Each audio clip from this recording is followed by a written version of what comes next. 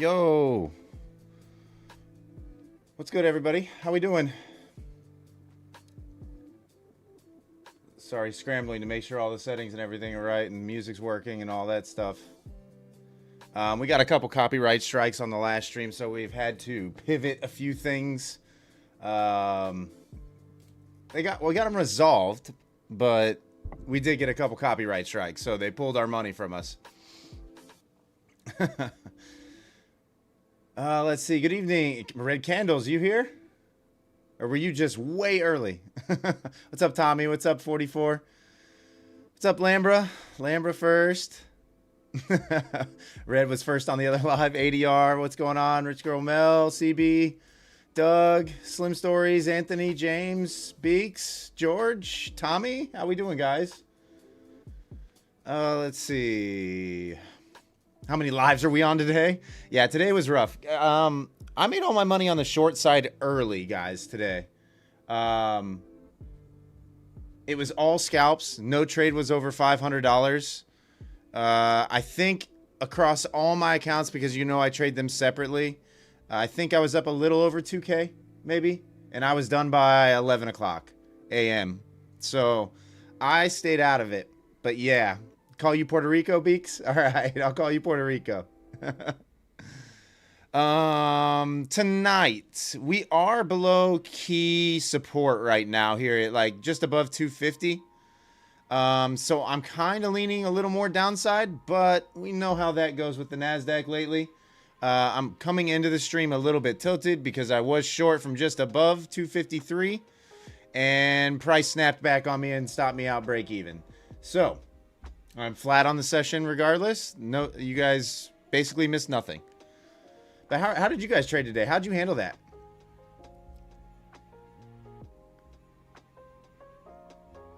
Yeah, well, I'll call you Puerto Rico. Yeah, I did see gold. I refuse to trade gold. You guys who trade gold are out of your minds. Completely out of your minds. I avoid it like the plague. What's up, Hyder? How are ya? The Lions killed it last time. Oh yeah, the Lions played well. The defense did really well. Shockingly, even with half the half the defense out, they played really well. They shut down Baker Mayfield.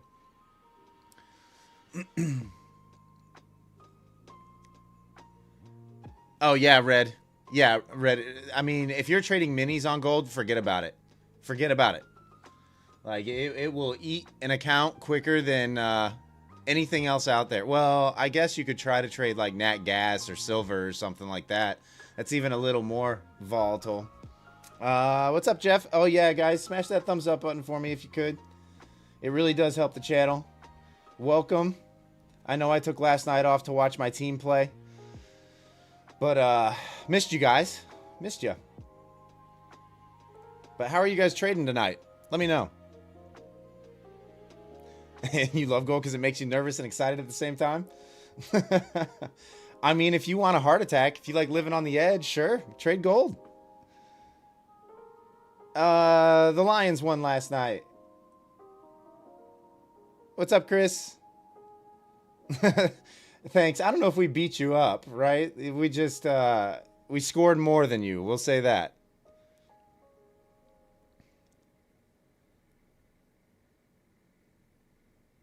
Design, you got destroyed on gold. 2 micros, blew an account, was only an eval.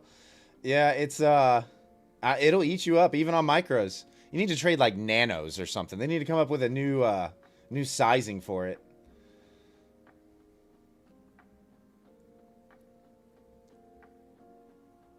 Let's see how many people we got in here, guys. Let me know, is the music working right and everything?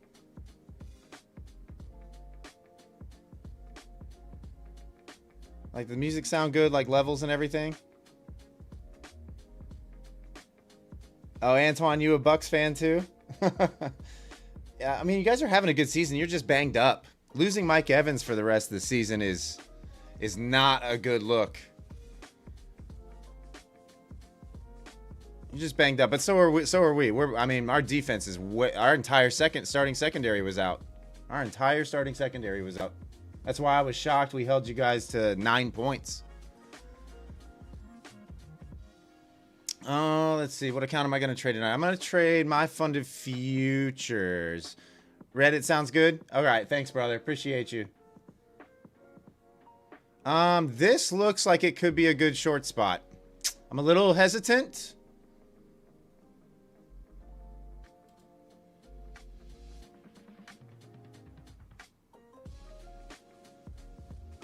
But let's give it a shot. Let's see if we can get the sweep down here to 200. I'll put my stop just above this. Hopefully we don't get a bunch of random buyers here at this level.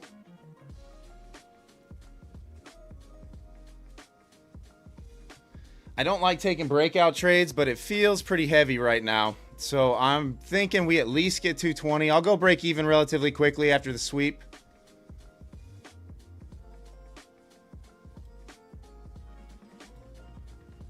But we do have some size sitting down here.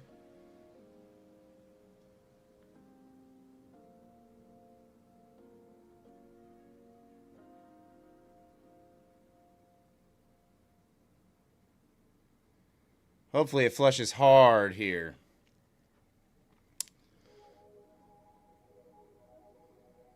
I like that like 150 area on the Nas to the downside. I'm just a little scared of the rip back on me here.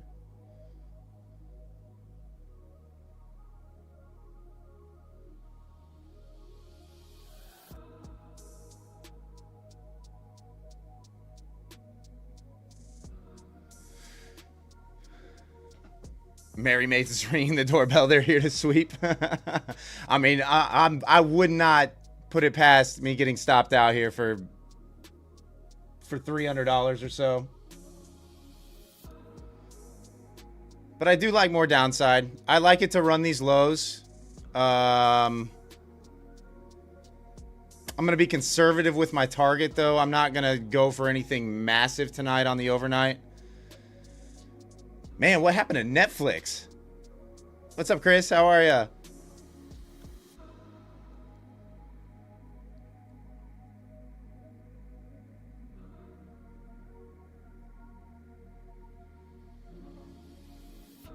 ES hasn't broken its lows yet.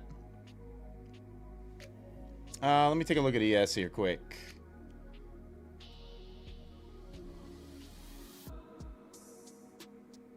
Yeah, we'll see. I mean, I think we'll at least get a push to 220.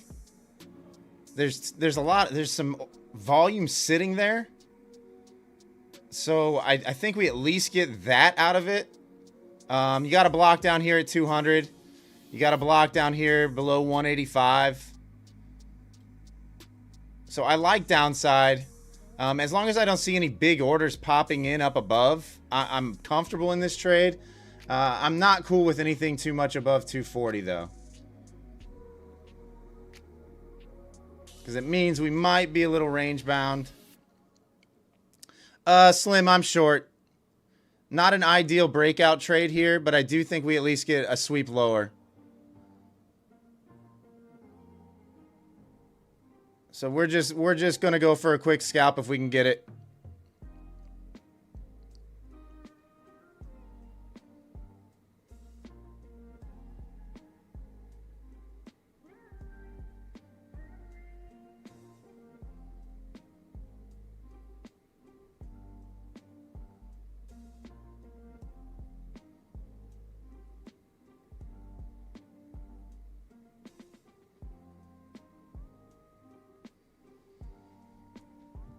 Man, guys, I'm not going to lie. I was a little bit tilted before I came on the live.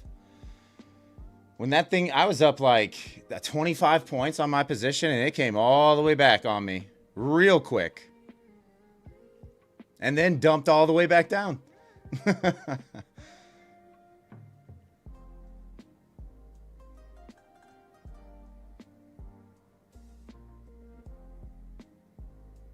Brainwash, you like all the way down to 25-1. Yeah, I like that 120 to 130 area as a possible target. I think as long as you're like giving it room to breathe a little bit, for sure. I like back down there.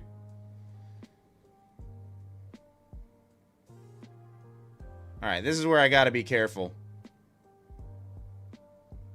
Kind of want it to hard flush 220.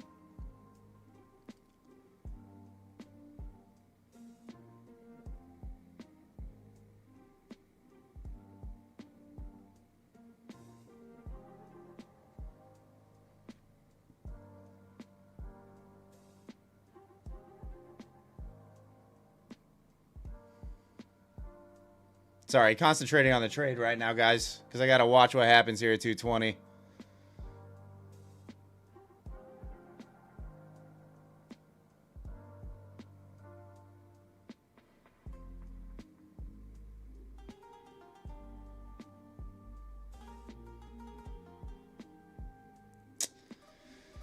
Come on, Naz. Don't do that.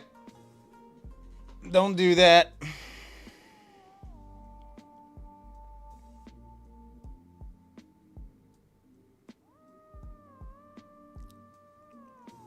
What's up, Martin? How are you?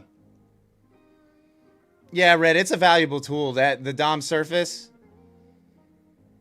I mean, I don't know what platform you're trading on, but Quantower, it's called DOM surface. It really is a valuable tool.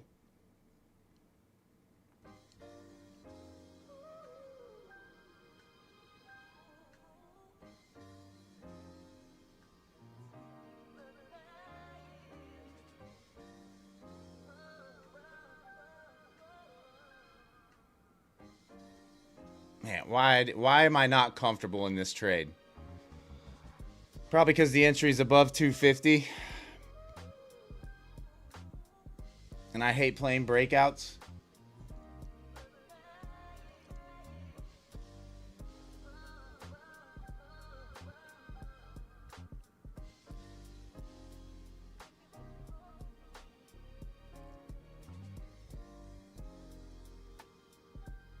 Tommy, yeah, I heard Project X is having all sorts of issues right now.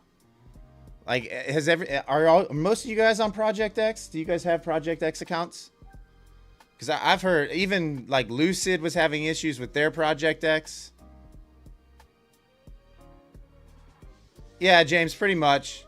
I mean, you can see I'm on the heat map setting for DOM surface right now. Oh, I don't like this 230 reclaim at all.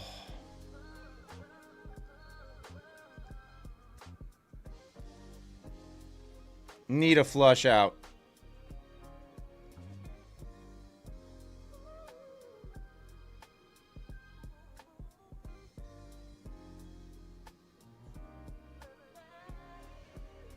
Everything else is working fine. Yeah, I've just been seeing, I've been getting lots of emails from all the props saying they've been having technical issues with Project X. All the platforms.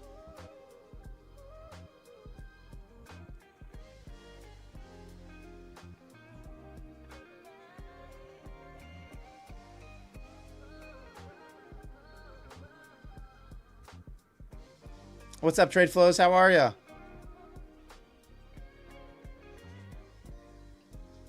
I guess I should move this over for the shorts feed here.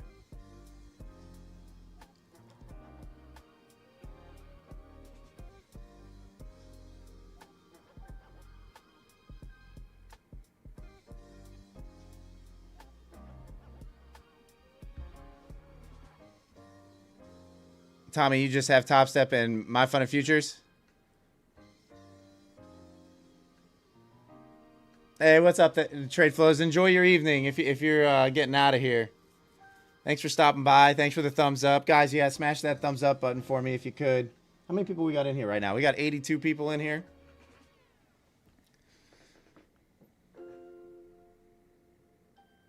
Oh, my goodness. Why do I feel like I'm about to get stopped out of this trade only to see it dump again?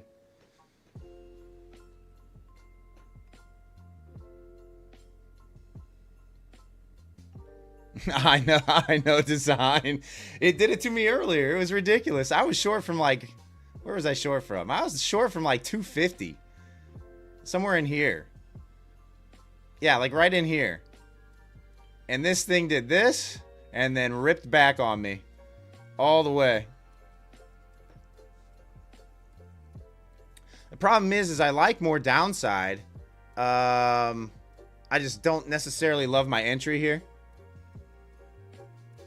Slim funded next is good.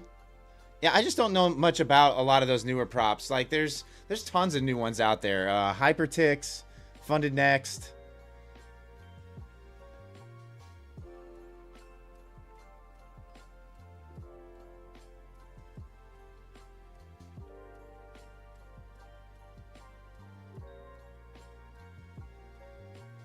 And I'm almost half tempted to take this break even. I think it's going lower, but I'm half tempted to take the break even.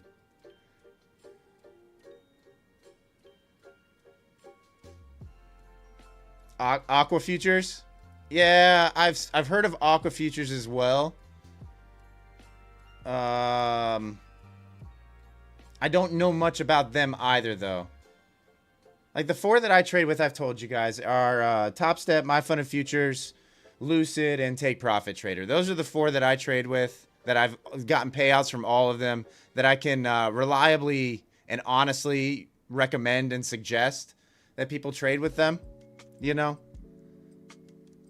The other ones I don't know enough about to say anything.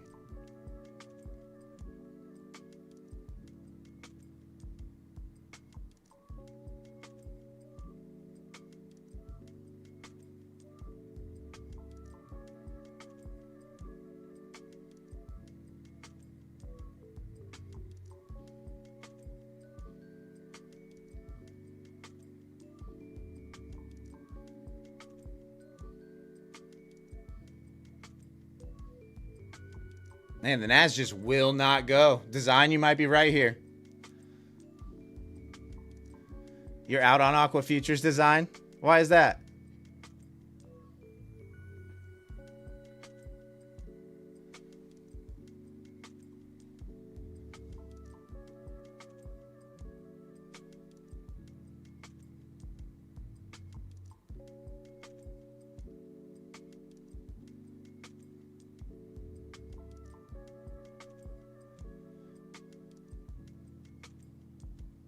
All right, we need the flush.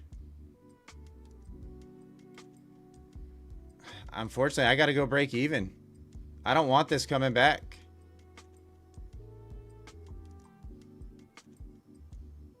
Need the flush out here.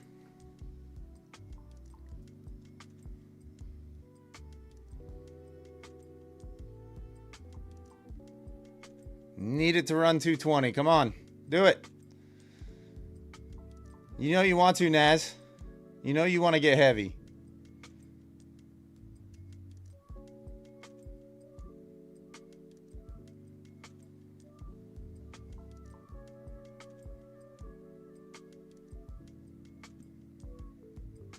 No, don't you dare. Don't you dare. Design, where you at? Come on, call it. Come on, Design. Call it for me.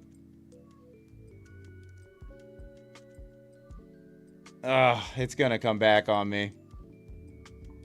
It just won't go, guys. It just won't go. It just won't do it. How am I taking a loss when my stop is in positive? Well, that's break even number 2 on the night. How are you guys trading tonight, by the way? Let me know.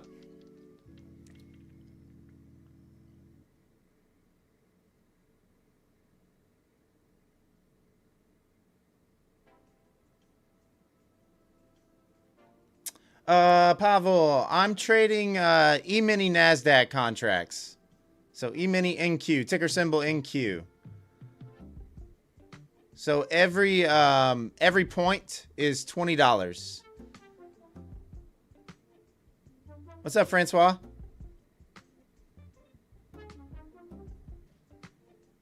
Oh no, Indian burn. Yeah, that's what I heard.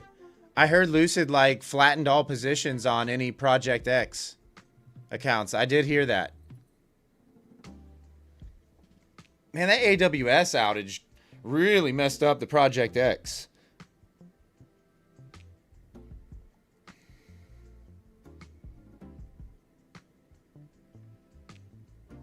Chief Pepsi, you're trying to pass a couple MFFU evals. You took 2 trades, up $80 on both accounts. Nice. Nice. Green is green. They're donezo, Mikey. Yeah, I mean, I don't. Project X will be around, right? Like Top Step runs their entire business on Project X these days, so I mean, they'll be around. There's just a lot of kinks to work out.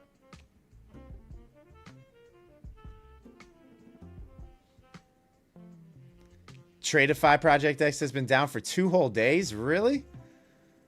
Man, yeah, I moved away from all that stuff. I've never traded on Project X, but even Tradeivate back in the day when I started, that was my original trading platform. It was glitchy. So I moved over to Quantower and haven't had really any issues since then, as far as outages are concerned.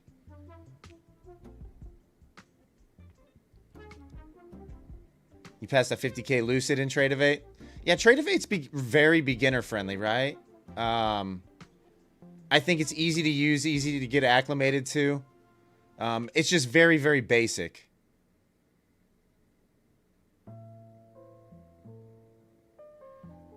Oh, why does the Nas always have to retrace like this, guys?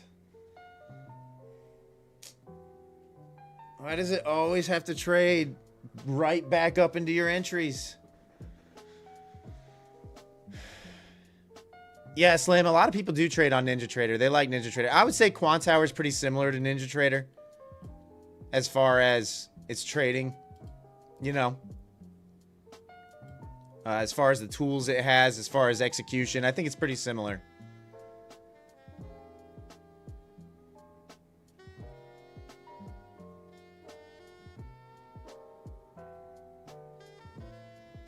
Do we have anything above is the question. I mean, obviously we have some orders, but the larger blocks are to the downside. Actually down into that 25,100, really. I think... Yeah, Pavel, I mean, I love Quantower. I probably won't go away until... I will try out Trades by Matt's new trading platform whenever it gets released. Tradester, just to see what it's like. But I'm very comfortable on Quantower. Very comfortable. I have no complaints, really.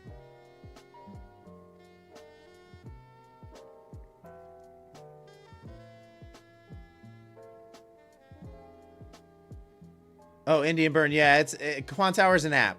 It's not web-based.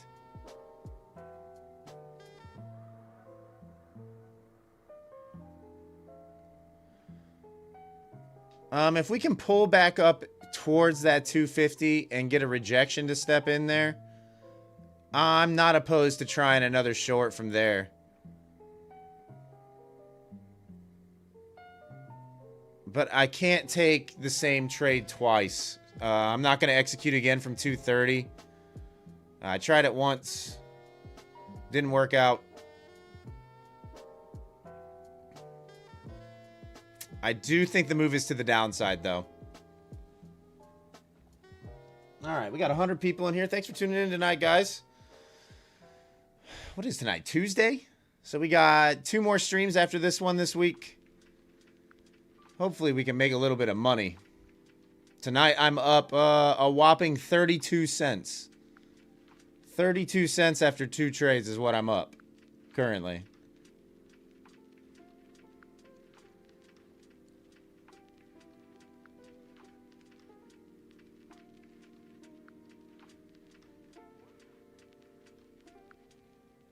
Mike, yeah, no, better than red. True. I mean, I'll give you that.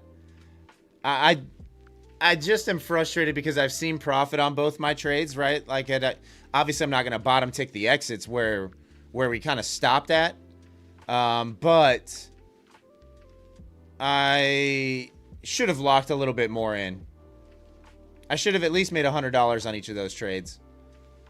You know, on the first one, I saw close to $500 of profit. This last one, we saw, what, like 180 or 160, something like that. So I should have had a $500 night locked in already.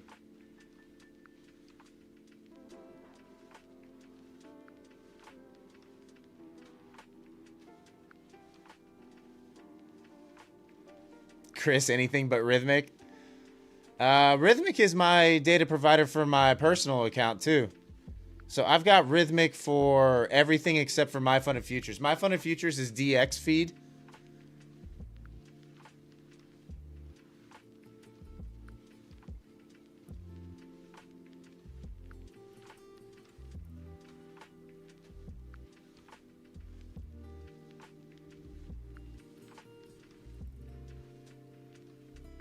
Let me check the music here real quick.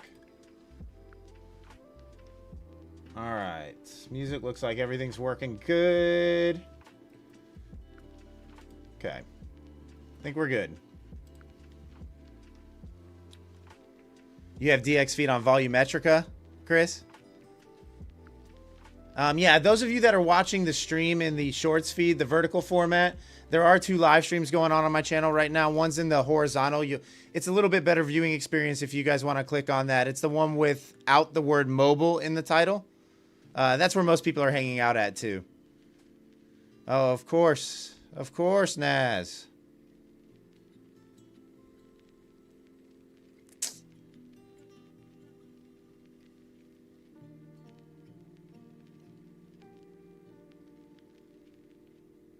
It's hard to hold short side positions, guys, right now. I'm finding it very difficult to hold a short side position.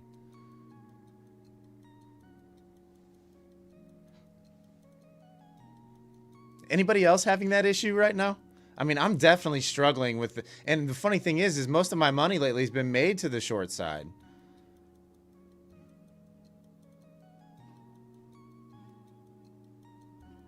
Oh, you weren't saying Rhythmic data is bad, but you don't care for the trading platform itself? Which trading platform, Chris? Volumetrica?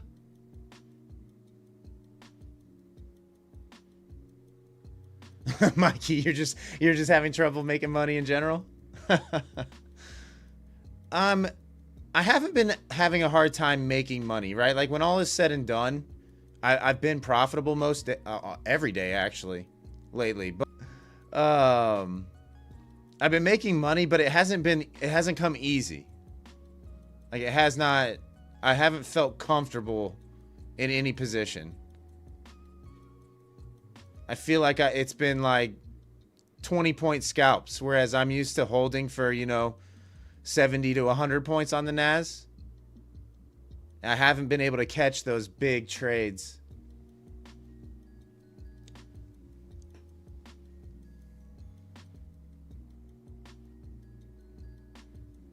Connections choking, Pavel? It's got to be you. I think everything's fine. Is anybody else having issues with the stream?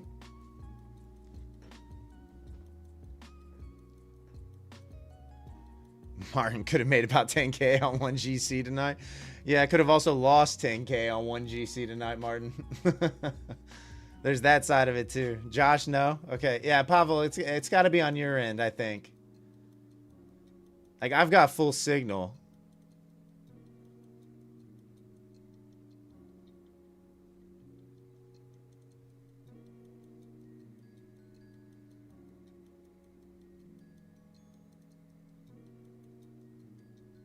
You did buffer for a second on the YouTube side, Mikey. I mean, well, last week YouTube was down when I was gonna go live. YouTube was down completely. I couldn't even go live. Couldn't watch any other people's live streams either. Yeah, Chris, Iron Beam's great. Iron Beam is great.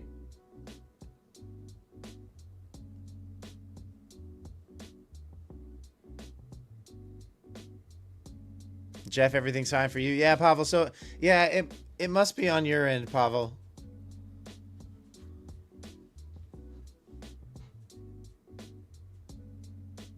Oh, the Rhythmic R Trader Pro. You're talking about the mobile?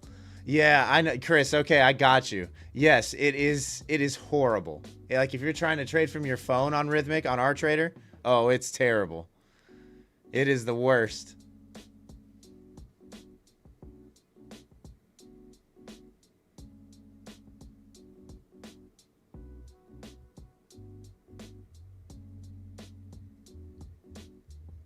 Martin's like, don't. Just don't. Yeah, no, it's awful. No doubt about it. Our Trader Pro is probably the worst thing you could possibly use to trade from.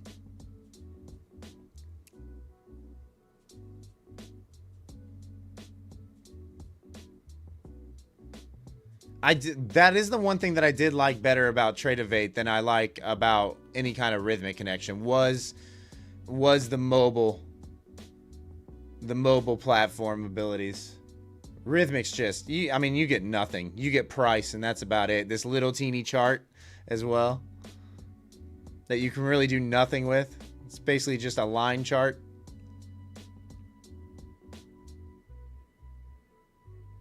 Yeah, Martin, 100%. 100%. It's definitely just for closing positions. I mean, if you're just executing but you have your charts open, I guess that's okay, but man, to just solely trade from that is terrible.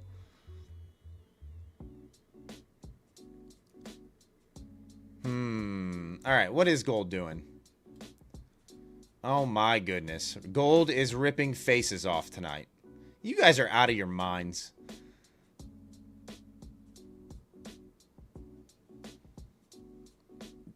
How else can you trade during work? I mean, yeah, if you're trading from the office. Goodness. Look at this. I mean, what are you meant to do with this?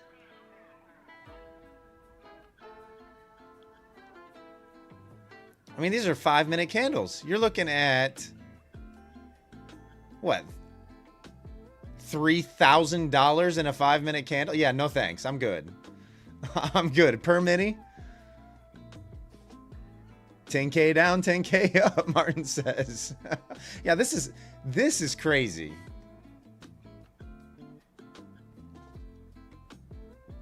Trading gold is like being in an abusive relationship. Oh man, I mean, touche. Slam gold. If I'm going down, I'm taking no one with me.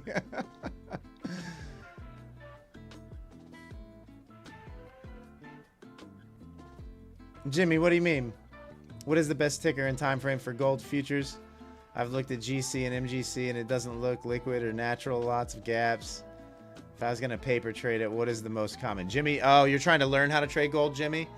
I'm not sure why yours would have a bunch of gaps. Have you tried refreshing? Hitting refresh or reloading the history on it? It shouldn't have a bunch of gaps. I'm on a 5-minute time frame right now. If that answers your question. 5-minute time frame dated back 6 months.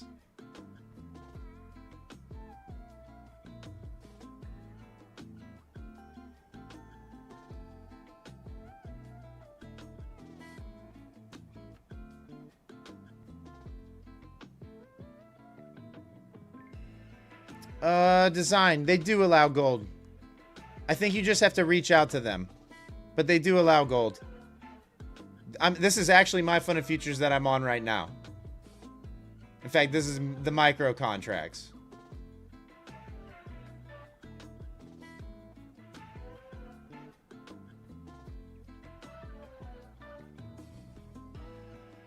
Yeah, Jimmy, are you sure you're on the right contract? Out of curiosity? Like, are you on the front month contract?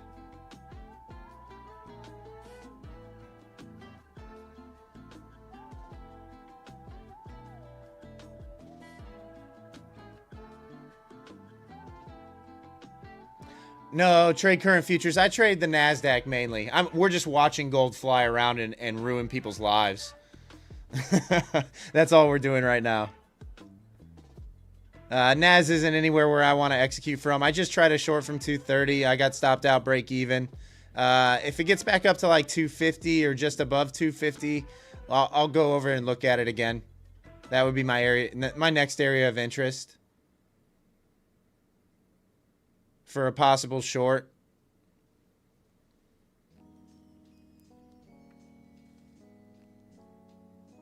Do yourself a favor and delete gold altogether. I know, it's crazy, design. I don't know how people trade it. Like, I get it. So the guys that are all doing those competitions, right? You can make a lot of money if you're on the right side of it. So if you max leverage gold, that's surefire. And you're right. That's a surefire way to put yourself on a leaderboard for sure. MGC V5. Okay. Is that the current contract on gold? I always have mine on front month, so I never know which exact symbol it is. At this point, you better just trade Bitcoin. We should trade some nat gas. How does that sound? We'll trade NG. I've heard that's a wild ride as well.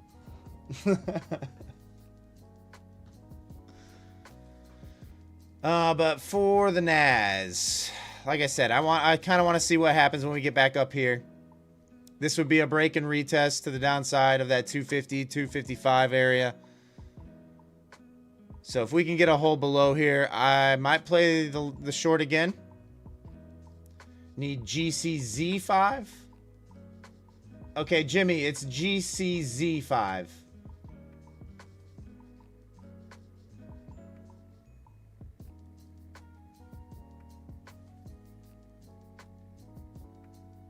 Trade lean hogs. Go with silver. Slim, I heard silver's even worse than gold. Isn't it? Isn't that right? Someone told me silver was even worse than gold. Hey, thanks, Wix. Appreciate you. 2 break evens tonight. I'm a little on. I'm not gonna say I'm tilted, right? Like, I haven't lost a ton of money. I'm not sitting here slinging around contracts, but I'm a little annoyed, for sure. I'm slightly annoyed.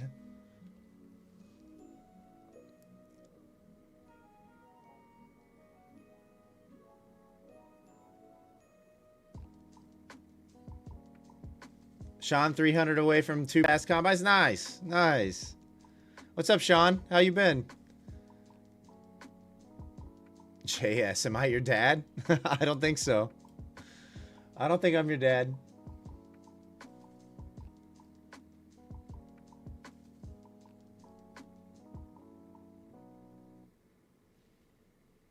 Guys, if you haven't yet, smash that thumbs up button for me if you could. It really does help the channel. I'm not quite sure how or why, but it really does. It really does help the channel.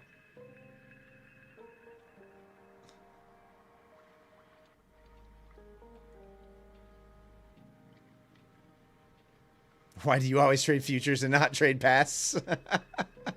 Finn.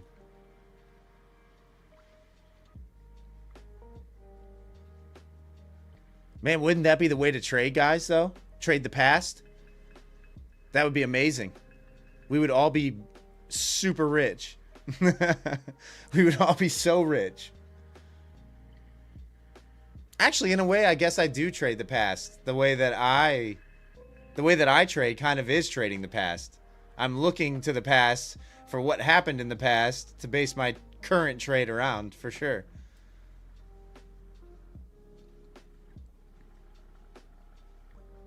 BYND might make SKBD tomorrow.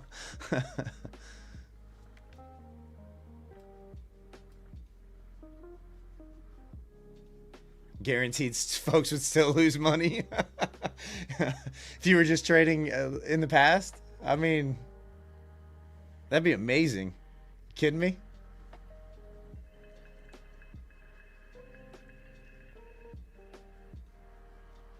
Sean, just been hanging out and working. Just got back from Destin, Florida yesterday. Oh, nice. I hope you enjoyed Florida. Florida's on hurricane watch right now, actually. Oh, Slim, I know. Imagine you could go back. Imagine you could trade the past. Or at least see what's coming up. It'd be amazing.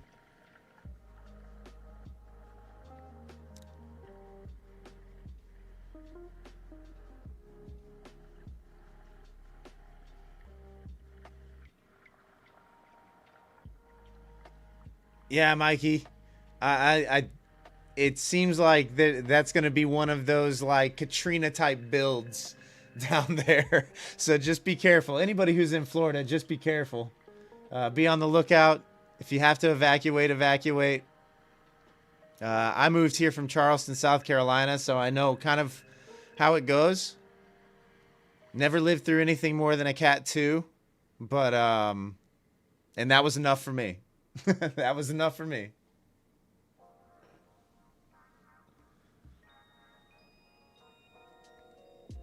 You had an Apple at $29 a share in 2001, Tommy? Oh, yeah, that's brutal.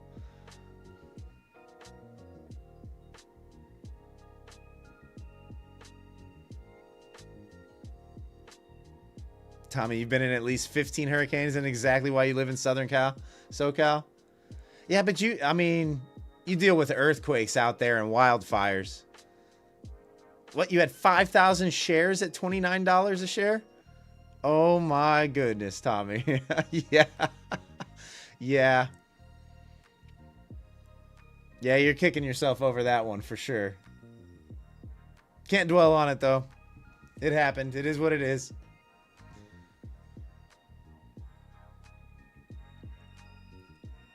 Tommy, earthquakes never happen.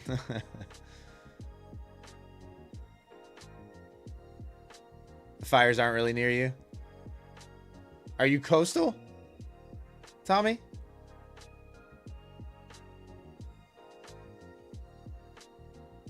You have water and fire hydrants where you live. So I'm assuming you're not in like the hills.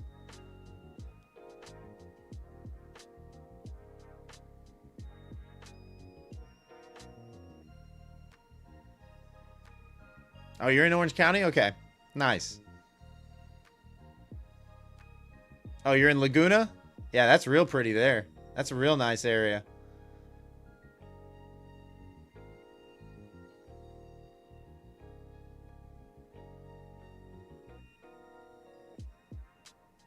I'm a little jealous. It's just so expensive to live in California. It's so expensive to live out there.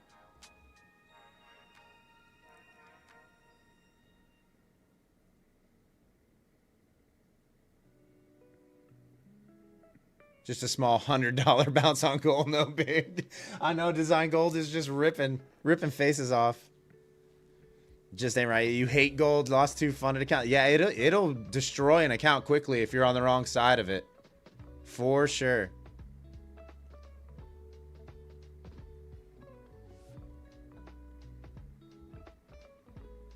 But yeah, that sucks. I mean, gold is a different animal. It is an entirely different animal.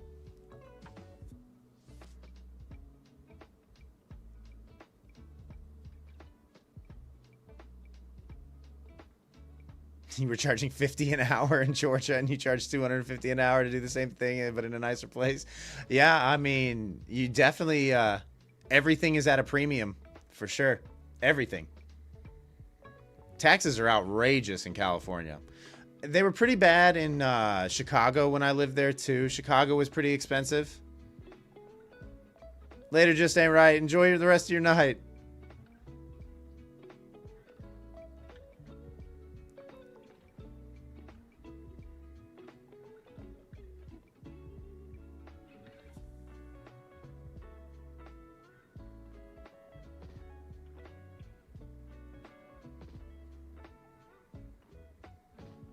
The dollar menu at McDonald's is the $3 menu. Yeah.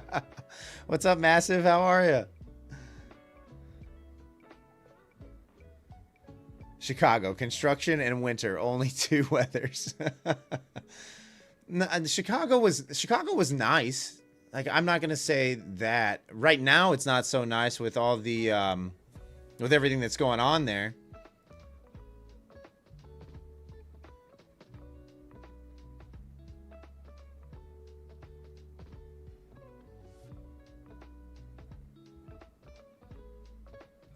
Massive, I've been good. I've been good. I'm a little annoyed with the trading tonight. I probably should have had at least a $500 night tonight. 2 break evens has me a little annoyed. But I'm good other than that.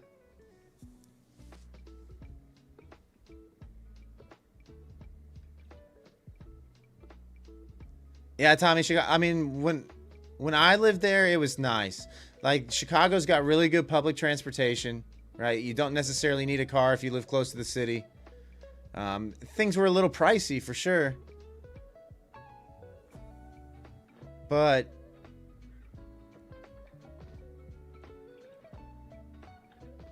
thanks, Massive. I appreciate you. I don't know. I've been on a hot streak lately. I haven't had a red day in a while, so I feel like it's coming. I feel like it's one of those days is coming very soon. I haven't had one of those like big $1,000 loss days in a little bit, but I feel like it's coming. It's been a while. I'm due.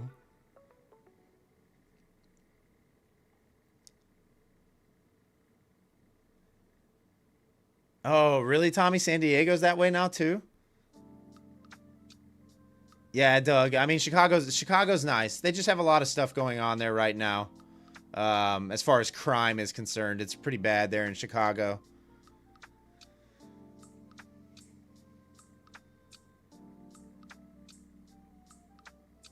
I mean, shoot, they have the National Guard there on the streets currently, so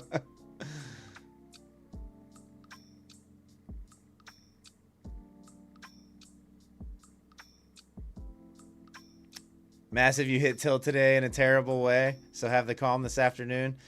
Look, guys, we all tilt. Like, it happens. Even I tilt.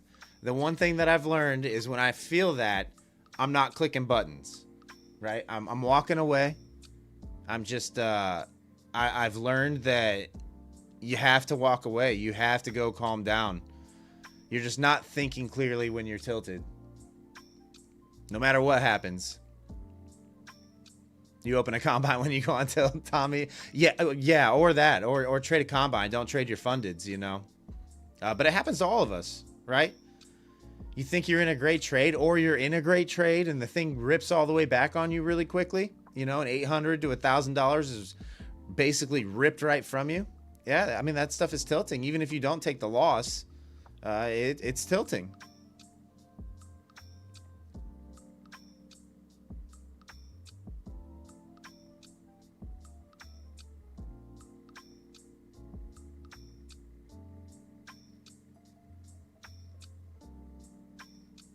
Yeah, Zach, I know we were talking about that earlier on the stream.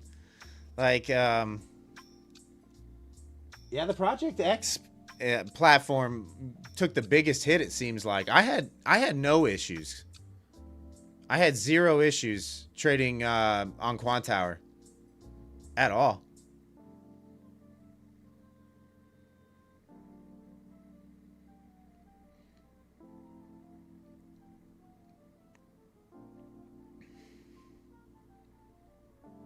You always keep a cheap account like Apex when it's tilting. Else you'll switch. Yeah. Yeah. When you feel that, you just got to walk away. Easier said than done, obviously. That was one of the hardest things for me to break in my trading was when I'm feeling emotional, when I'm angry, to not sit there and click a bunch of buttons. Very difficult. Because inevitably what happens is you start tilting, and you start tilting in one of these zones, right? And then you're like long, and then you get out at the, you're like long, and you get out at the bottom, and then you're like short because you take $200 loss there, and then you take another $200 loss down here, and you're just flipping back and forth getting chopped up.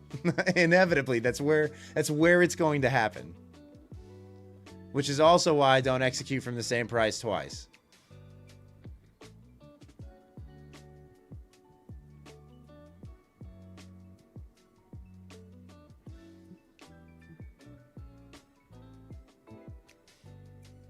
It's so hard to not to just keep taking trades on tilt, and afterwards you can't believe what happened, almost like a drug addict relapsing.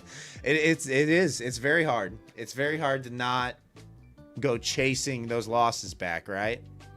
Immediately. It's very tough.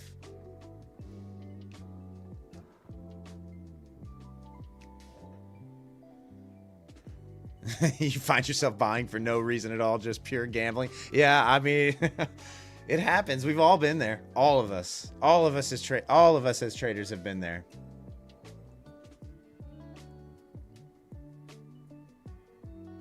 Nate, and then before you know it, you're down 600 when you only meant to be down 200 and got over leveraged to get it back. Yeah, yeah. Then you add contracts to try and make it back real quick.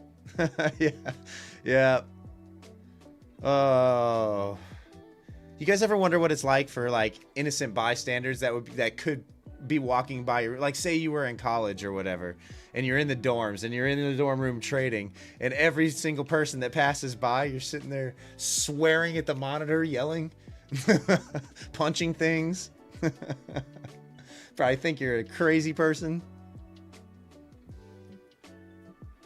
Like my editor Mason, he's in an apartment, but he's at uni over in the UK, and I bet I bet sometimes his neighbors are probably thinking, this guy is out of his mind. This guy is out of his freaking mind.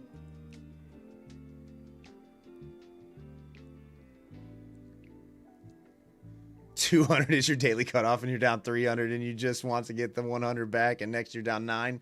Yeah. I mean, that's almost like when we talk about, you know, you're like $100 or $200 away from passing an evaluation, and inevitably, what do? You get into a trade in an area where you normally wouldn't, because you're like, oh, I can get 10 points out of this, right? Next thing you know, you take a $400 loss, and you're like, man, I got to make that back. Next thing you know, you've blown the eval a couple trades later.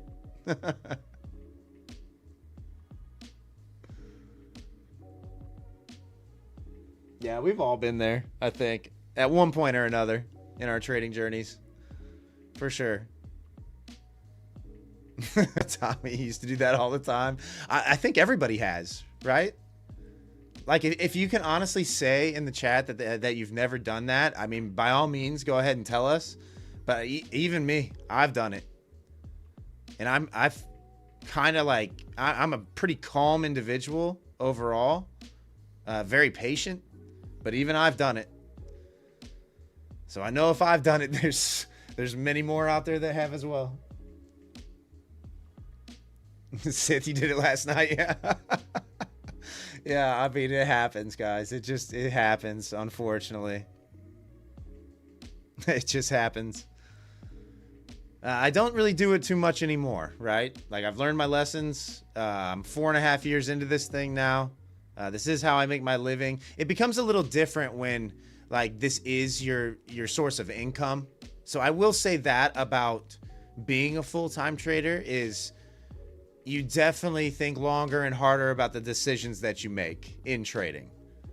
You definitely don't put on as much risk as you do with the props, right? Like when you're trading your personal account, you know, I might take 10 trades a year on my personal account, maybe.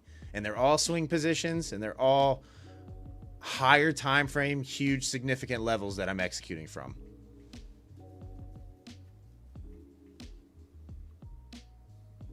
Yeah, Tommy, everyone should look at it as a business, but with the props have turned it into a casino, so to speak, right?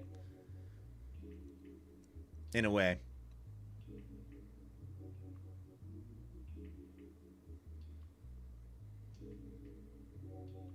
You took a buy for no reason and told yourself it's one tick. Ink, you can give me a tick without a hard time. Yeah, inevitably, that's the one. You get in the instant that the thing nukes. Nukes 20, 30 points. All right, let's see what happens up here. 250 to 260. That's my area of interest. If we get a rejection there, I'm not opposed to trying the short side.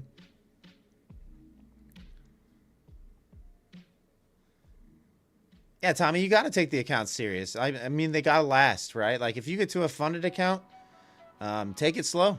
There's zero reason if you get to a funded account to sit there and trade it like you did the Combine. No reason to do it that way. You got to treat it like a business. You know, you have $2,000 to start on the 50Ks in most cases. I think my funded futures, you might have a little bit more, 2,500 or something like that. But honestly, starting out those funded accounts, you shouldn't be trading any more than 2 or 3 micros.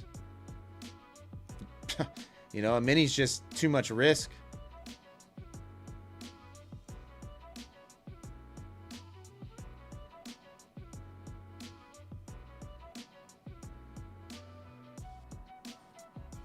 Yeah, Tommy, I'm not going to get short yet. I kind of want it to get up there above 250.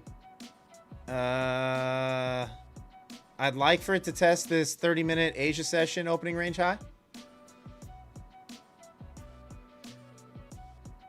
Base Goose, any trades this evening? I've taken 2. They were both break evens. They both got ripped back on. I think at most I had like $500 in profit on the Nas.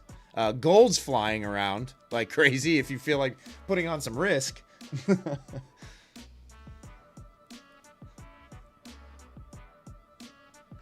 I think we have got Tesla earnings tomorrow, don't we?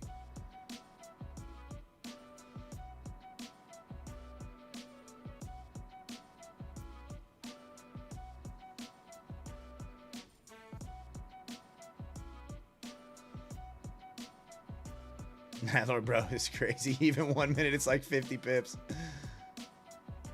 The visual range profile on gold is how do you even trade that? Yeah, I'm not touching gold myself. I'm not touching gold.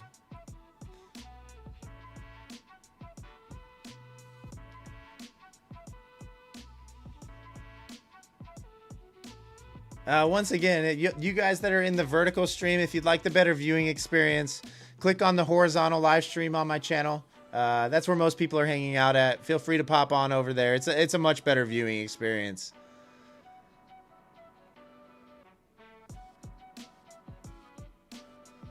Man, guys, it's difficult to keep up with 2 chats. I can't even imagine being one of these streamers that's got thousands of people in their live streams.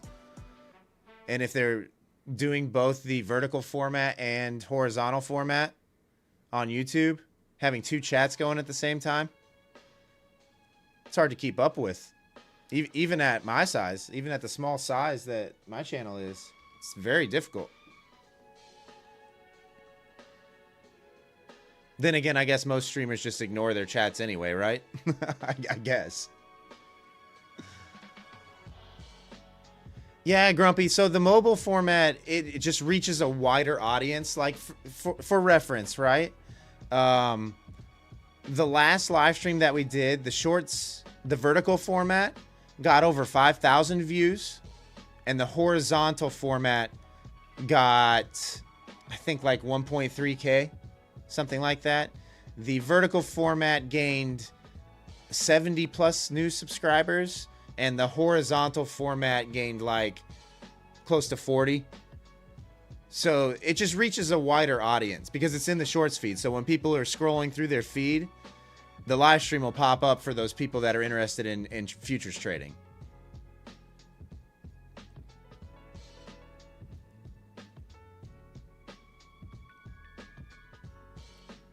So there's value there. It's just a lot more confusion on my end. But yeah, I still think the better viewing experience is obviously the 1920 by 1080. You know, you get the DOM surface, you get all you guys in the chat. The chat on the horizontal stream is far more active than the shorts feed, the vertical format.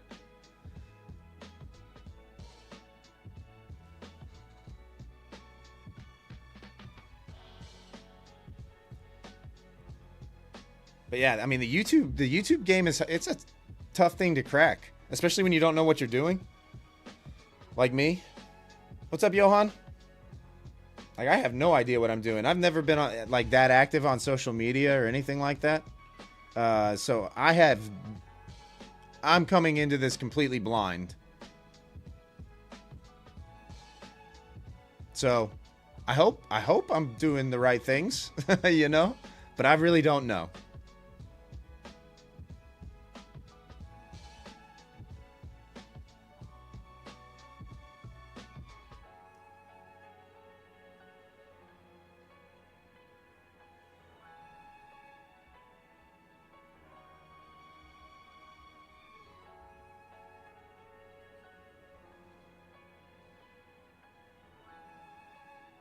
Is anybody in a trade right now?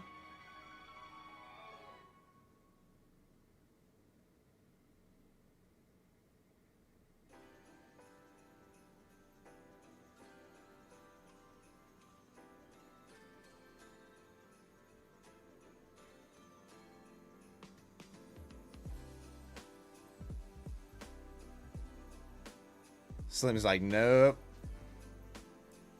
What's up, Armando? It's 9 a.m. there, Mad Lord?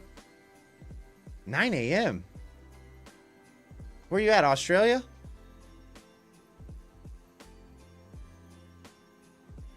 Chris, you're over here playing around on gold. Short gold from 30.4. You guys are crazy. Oh, man. Oh, you're in Malaysia? Oh, nice. That's cool. 9 a.m. though. So what is it, Wednesday there?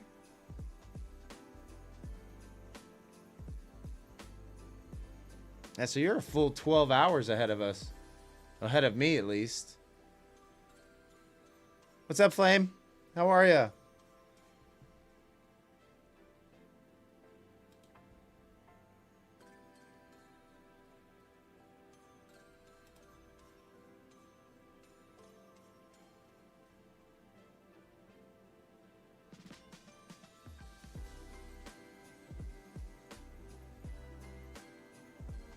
Yeah, Slim, here's the thing, right? Like, YouTube is going through on their studio. They're making some changes right now that they're actually going to do that for you here very soon.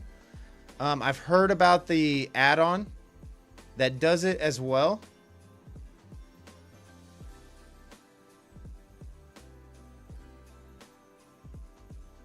But I think YouTube is going to have an update really soon that's going to do that for me. But yeah, as of right now, currently, I have 2 chats going on. Armando, how was my New York trading? P&L wise, it was good. P&L wise was a little bit over 2K. I think like 2.2K, something like that across all my accounts. But I didn't have a single account that was over $500 made.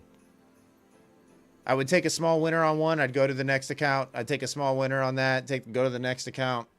But I didn't have anything over a $500 trade today. It was all scalps, which is highly unusual for me.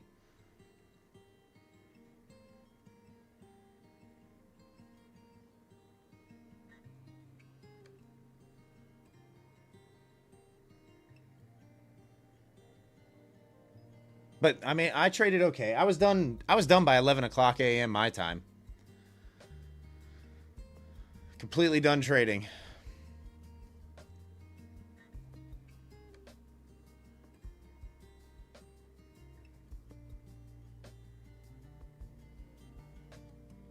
All right, let's see if price can get above 250 here. We'll see what happens. We do have a little bit of volume resting up here, just shy of 260.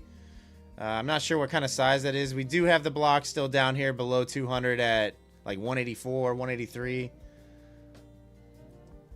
Oh, Martin, it was ugly. When I got back and saw what happened this afternoon, I mean, I can only imagine how many people were blowing up accounts in that. I can only imagine. I mean, that would have been tilting price action for me if I was getting involved. For sure. Because it would look heavy at times, and then it would just slow grind back up.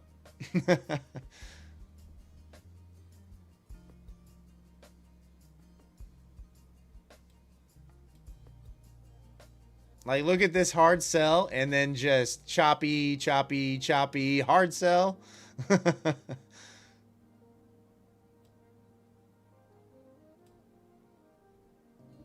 Yeah, I mean, come on.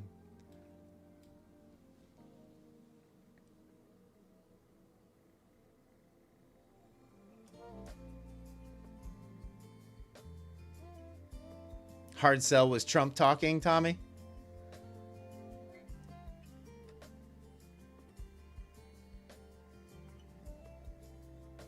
He said something about China. I did see that he canceled a talk with Vladimir Putin today.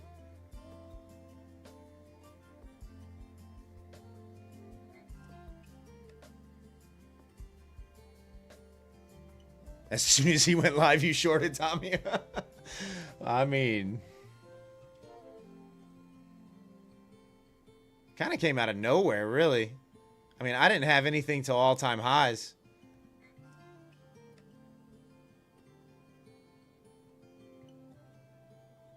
So 350 was, well, just shy of 350 was the short. Maybe 340 on this. 335.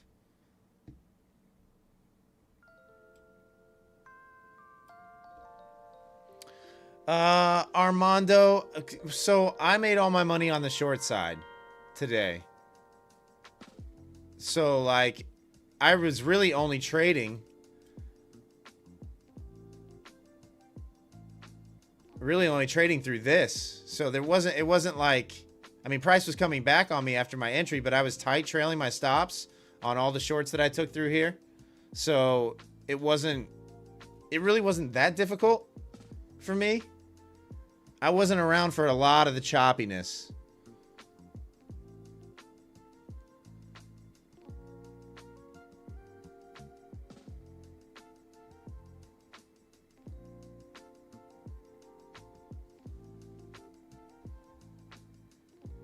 Hey guys, there must not be many people at their charts tonight. We got about 115 people in here. Normally we're around 200 to 250. So a lot of people might have gotten wrecked today. And they're taking a night away from the charts. That, and we do have... Are they doing CPI this week? I thought I saw that on Financial Juice earlier. That CPI was happening Thursday or Friday? Martin, gold. I'm not trading gold. I'm not going to go trade gold.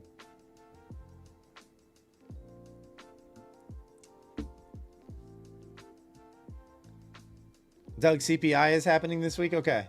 That's what I thought. I thought I saw that earlier.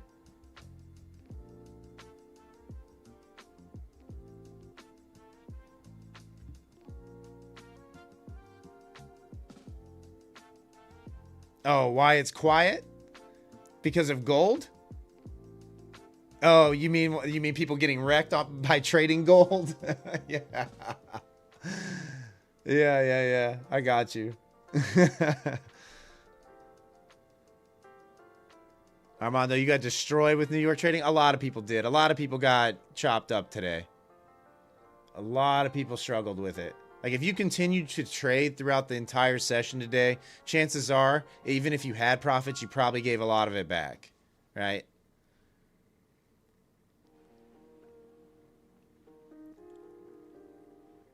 People are finally liquidated. Yeah. Yeah. I mean, look at it. Look at it.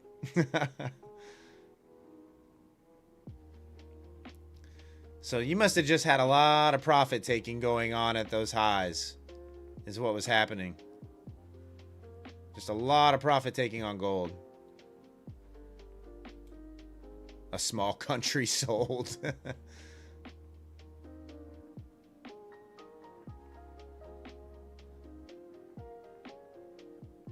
Yeah, I mean, gold is just a different animal. Like, even if you trade micros, right? Like, let's I mean, I don't know if this is a good area to even hit a buy here. Let's try it. Let's try a micro gold. Even a micro, I'm already down 20 bucks right there. You know, just on that entry alone.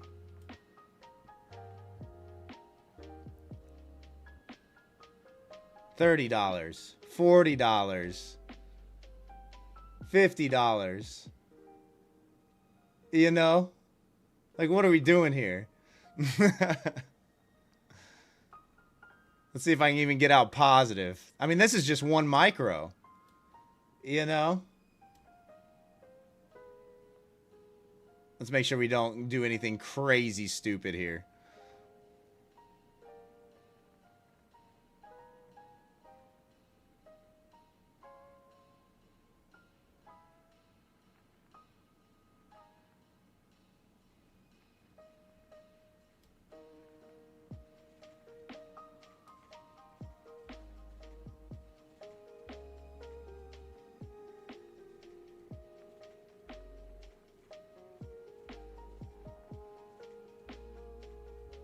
The government will say we have all the gold in Fort Knox.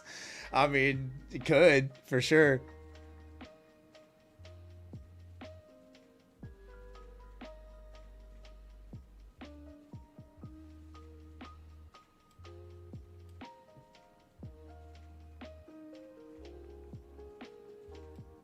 I mean, even a micro. Like, look at this. This is crazy.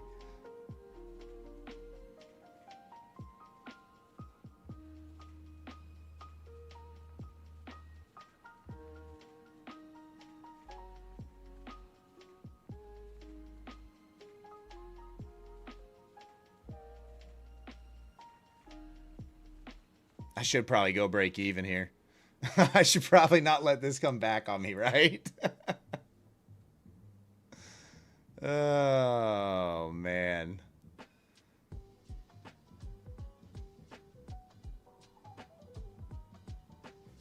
We'll put our stop right here. We'll put our stop right there. We'll see if I can get a winner on gold.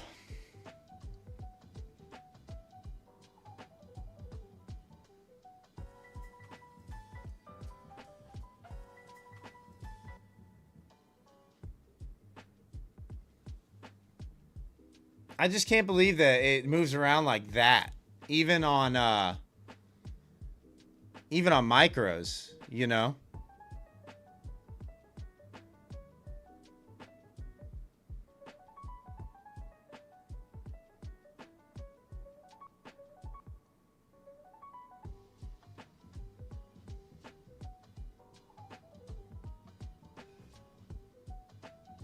What about NQ? What's NQ doing right now? NQ's kind of just chilling. I kind of wanted... we're on gold right now. We're on gold, micro gold.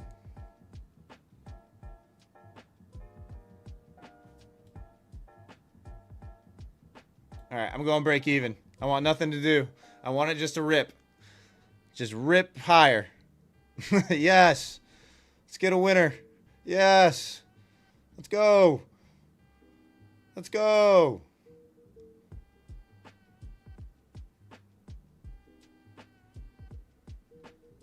Let's move our target up.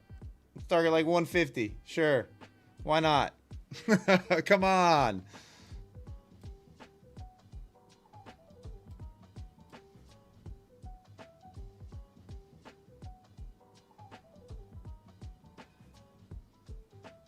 Okay, that's cool. Gold micros is cool too.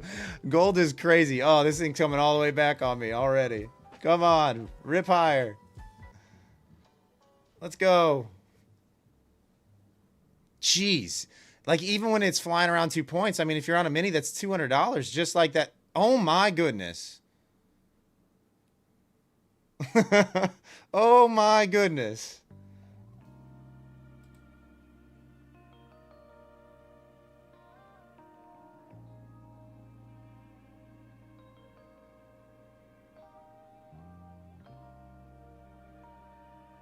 Are you kidding me?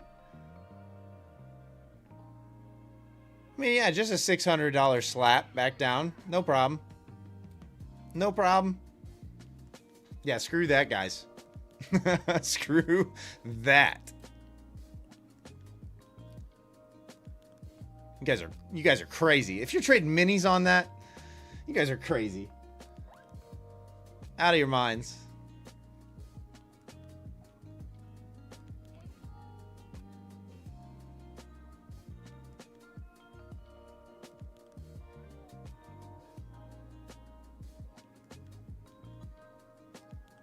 Yeah, I want nothing to do with that extraordinary cave trader. I want nothing to do with gold. You guys can have that all to yourselves.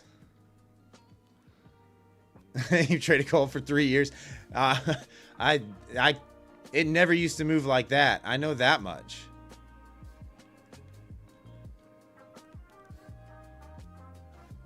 Mad Lord, are you trading minis or micros?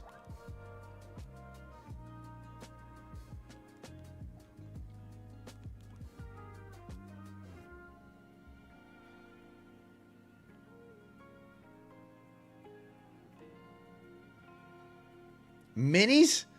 Oh my goodness. Crazy.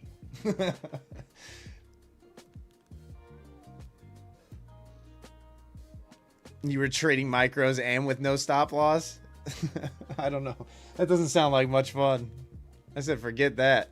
Would I be down on the trade now? Oh, yeah. Oh, yeah. Good break even there.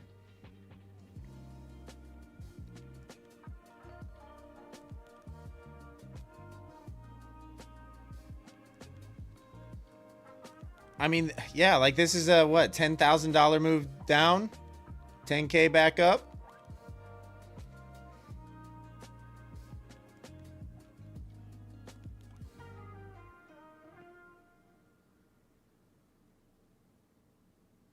Per contract?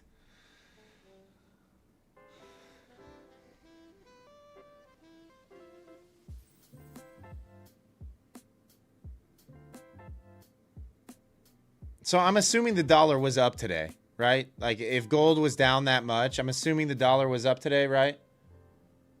Was DXY up?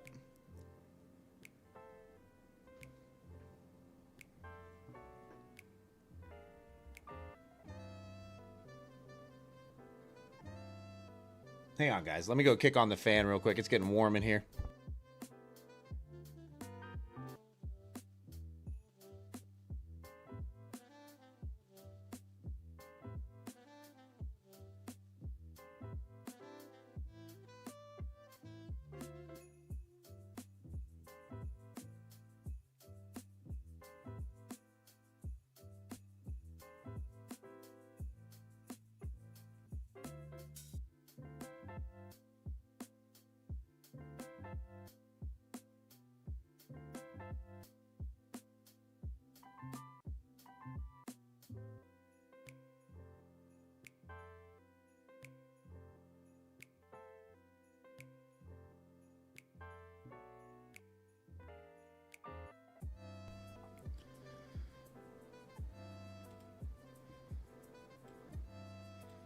Yeah, NQ's kind of getting there.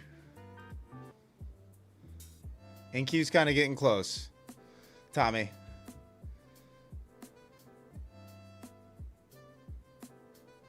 The dollar barely moved today, Eric? And gold was down that much? I would have thought the dollar would have been way up today. If I'm going to trade this, I need to make sure I'm on the right account. I don't know if I want to trade gold, though.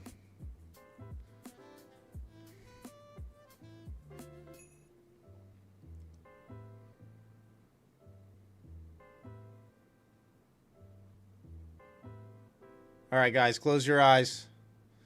Close your eyes. Look at this. I still have a starter account. Let's trade this funded. Sure.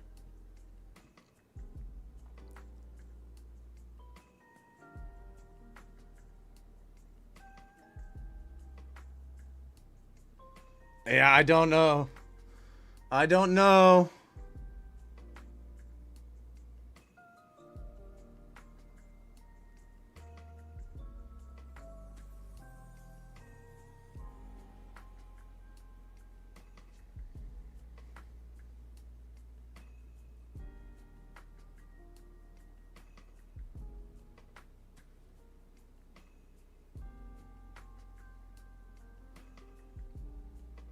Think it's going down?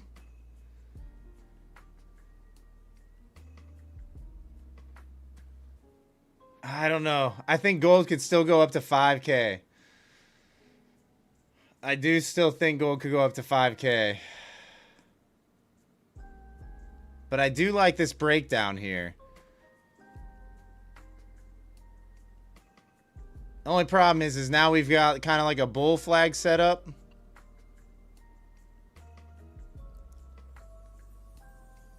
If it doesn't run these lows.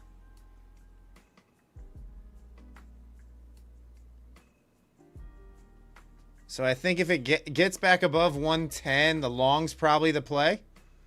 Up into probably like 176.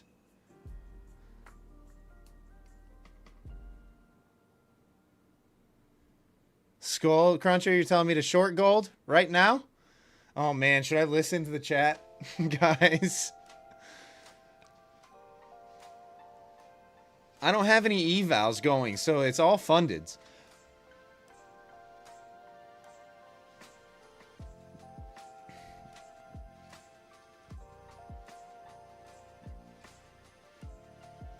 Skull Cruncher, you're shorting.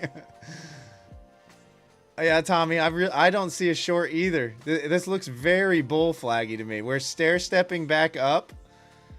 I would think that the move is up, probably at least into here. And then maybe a peak above and failure.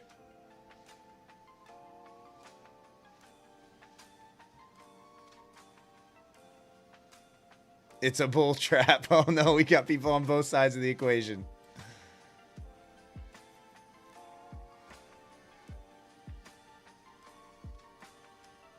Wow, look at the Nas ripping up there to 260s.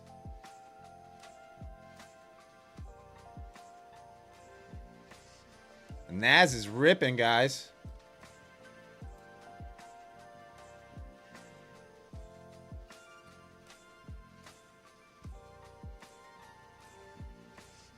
Yeah, Johan, I mean, structurally, right? Like, I don't know how gold, like I don't know if it moves the same as, like, the indexes at all.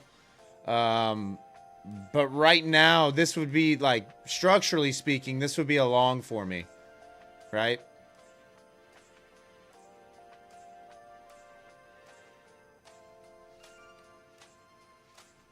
Chip Chaser, yeah, Take Profit Trader pays. I've yet to hear of anybody being denied payouts from Take Profit Trader.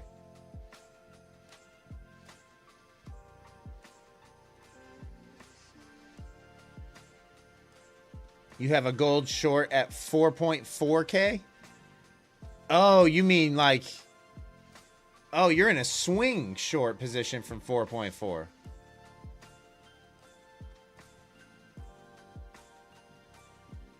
Did it get there? Did it... I mean, did it even get there? It came up just shy of 4.4. It looks like, right? Yeah.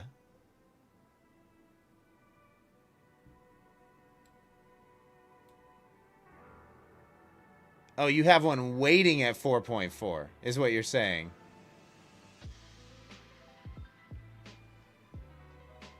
Oh, on your... Okay. On your exchange, it did get there? Okay. Wow, that's like a top tick. That's like a top tick entry. What's up, Kelly? Kelly, I've just taken a bunch of break-evens. I've taken 3 trades if you include the gold trade now. All break-evens.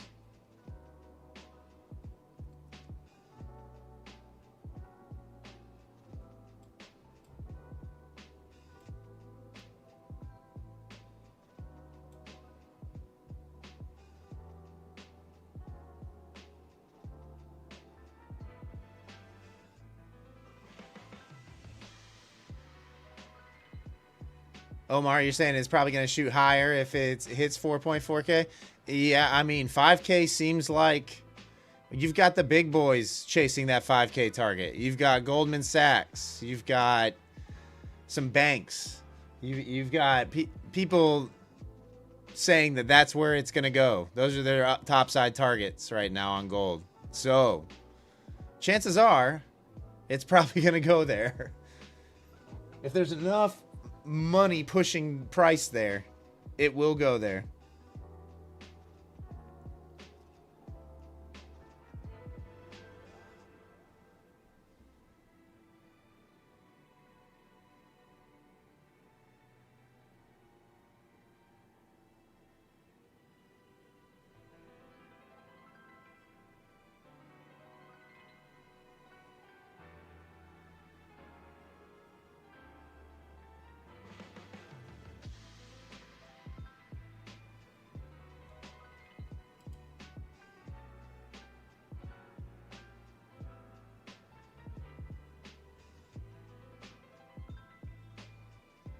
All right, let's try a buy limit here. I think gold is going to probably chop 100 for a little while.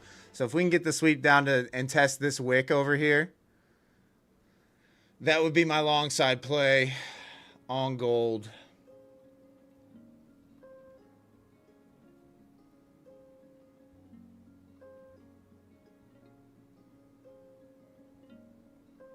Might not even get there though. Might just bounce 100.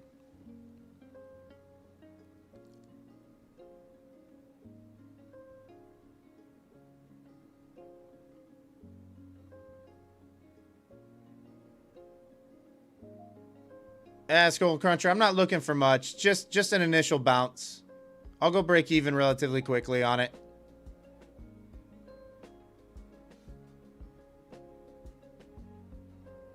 In fact, it's already played out, kind of.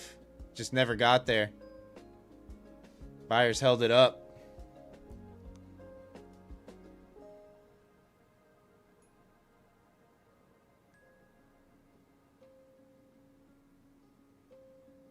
The grind in the moment. You've been watching. You've just been silent. Thanks for watching, brother. Guys, smash that thumbs up button for me if you could. We got about 140 people in here right now. Thanks for hanging out with me tonight. I know the trading hasn't been great per se, but we're trying. See, the problem I have right now with a short on the NAS is it's above support at like the low 250s here now. And for me, this would be a reclaim retest for a long to retrace this downside. So if we get back below 250, if we get back below VWAP here, I'm not opposed to trying a short again. But if it hangs up above 250, I'm thinking it's probably a little more upside.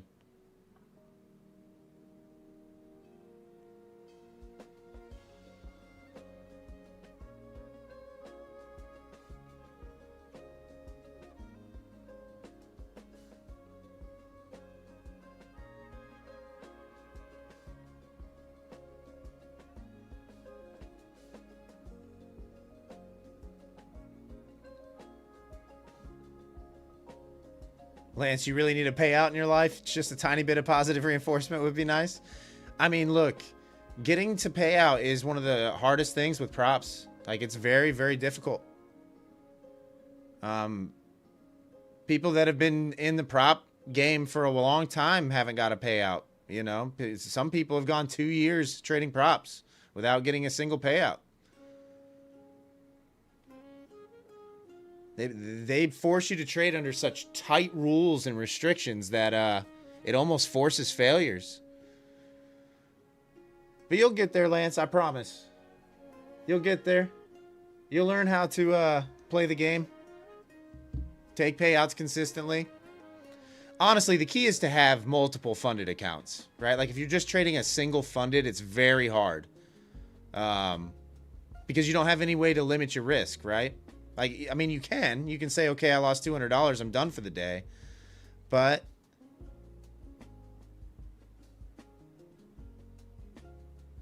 please try and gold long.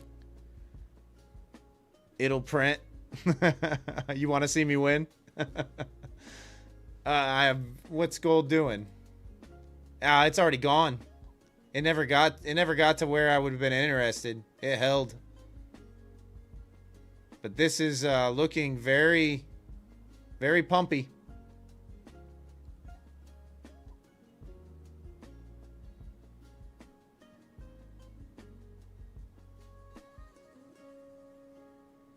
Lance, you struggle staying in the winners? You're not alone. A lot of people have a hard time holding winners. This market's been very tough to hold positions. Like, unless you are top tick, bottom tick entries, it's very hard to hold positions right now. It's very difficult. Even I struggle with holding on to my trades right now. So, you're not alone.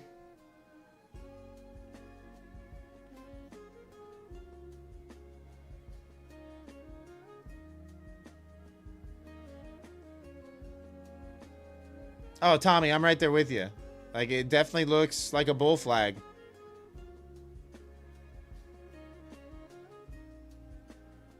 But I don't know enough about gold to say that with confidence either, you know.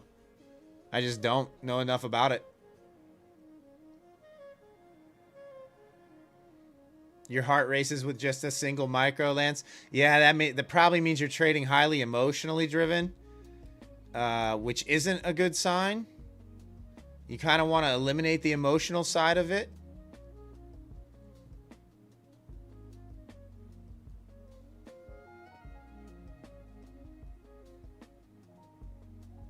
Yeah, I mean, I like a retest back up into 195, 200, somewhere in there on gold. I mean, this move makes a lot of sense. Retest that former support. See if it wants to reject there. That's probably the move on gold. Overall.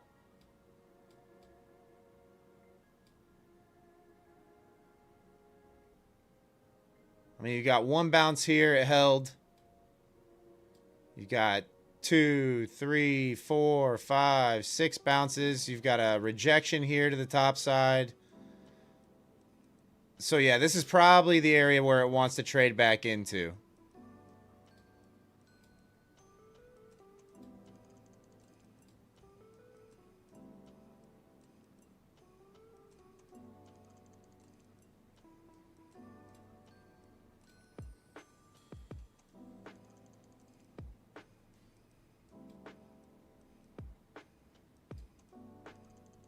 Well, hopefully you guys took that early entry. It missed me by what? 5 points?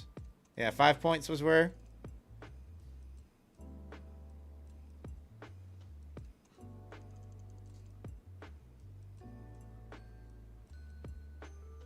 This is getting to that point where it could get kind of aggressive to the top side too.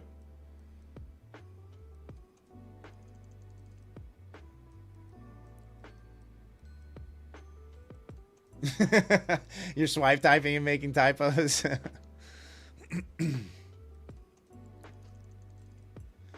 Yeah, Kelly. Yeah, Lance. I think. Well, if you're trading a single micro and you're emotional about it, obviously you can't go down any more size than that. But a lot of times when you're feeling that kind of heat, you probably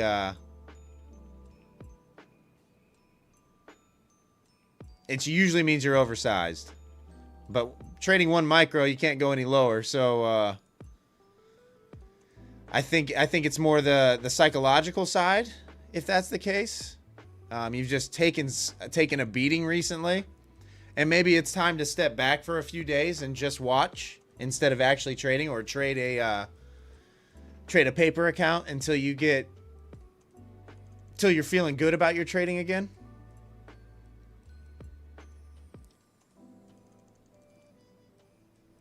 Oh, Lauren, 100%. 100%.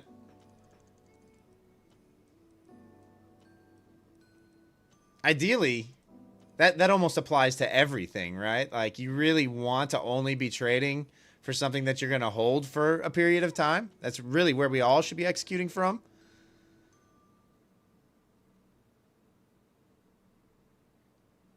Is there any way to get that book map anywhere else? The grind in the oh, you're talking about Dom Surface over here, I'm assuming. A lot of trading platforms have it. I know NinjaTrader has a variation of it. I know Sierra Charts has a variation of it. Obviously Quantower does, but you can purchase directly from Bookmap as well.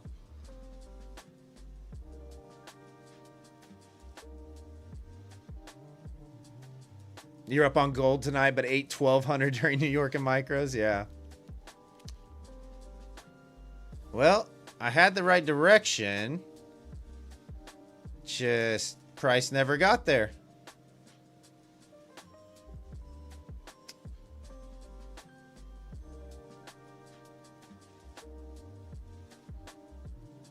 Grandmaster, MotiveWave has it too. Yeah, most trading platforms have a variation of it, for sure. The only ones that don't are like Tradeovate.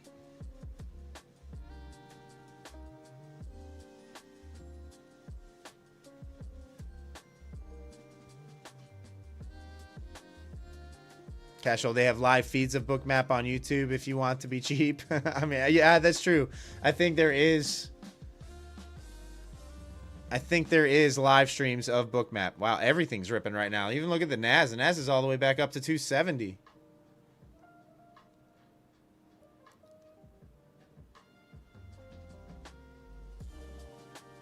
The long wick to the right. Wait, what? Long wick to the right.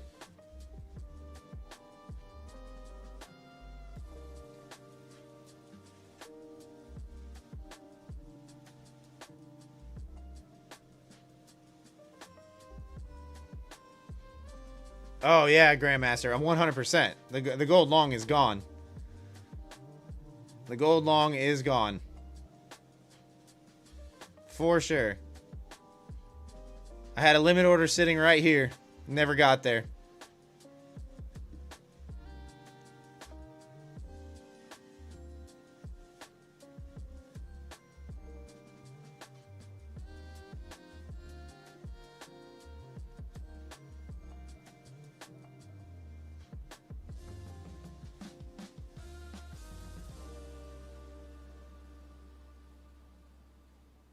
Five whole clams looking nice, Blue Dog. Yeah, I mean, if you guys caught that, that's great. That's a great move. Or if you're long from lower, this is kind of going to be a hard, long entry with that much aggression to the downside.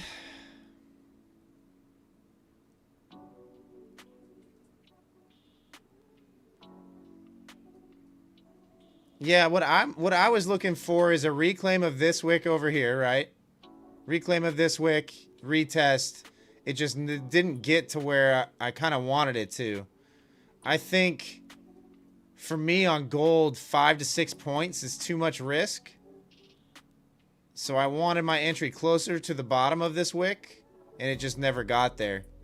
But that's fine, right? Like, I'm going to miss some moves.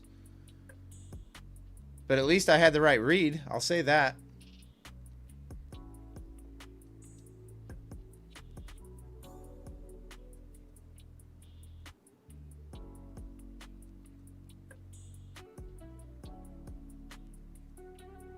Yeah, Lance. Yeah, you can't size down much from a single micro is right. You can't. That's as low as it goes right now, currently. Yeah, Lance, I would say maybe widen the stop. Maybe widen the stop and don't go to break even until, you know, price gets to where your target is or close to it. Hey, later, Martin. Oh, Grandmaster. No, I trade Nasdaq mainly. We're looking at gold tonight because it's moving around a little bit better than the Nas is. I mean, the Nas is kind of ripping now, but Nas is looking like it wants to retrace this whole sell-off at this point. Where's Design at? Design, are you still here? Go ahead and say it, brother. Go ahead and say it if you're still hanging around.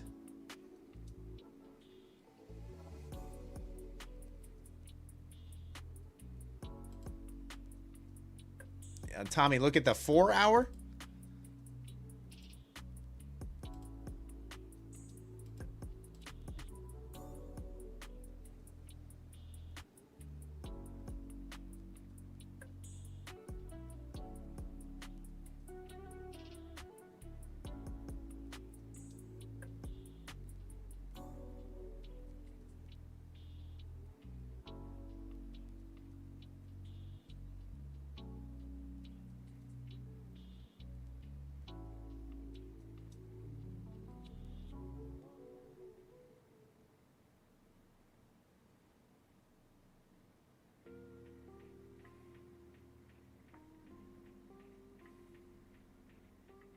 A ton of break-even trades, Lance. You're moving too quick.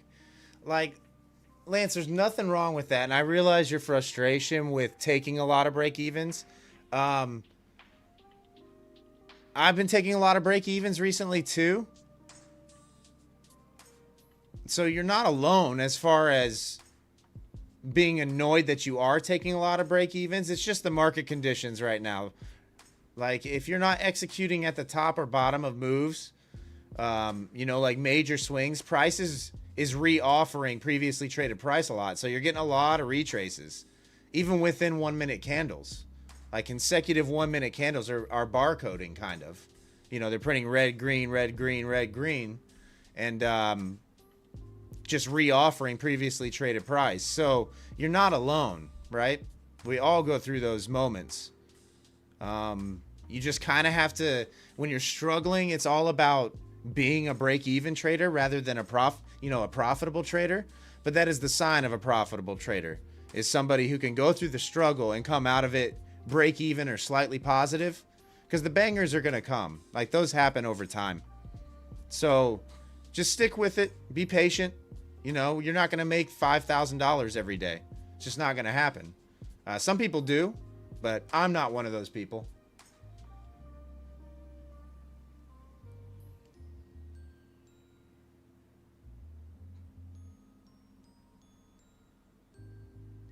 So just be patient. If you're taking a lot of break evens, just that's fine. It's better than blowing up accounts.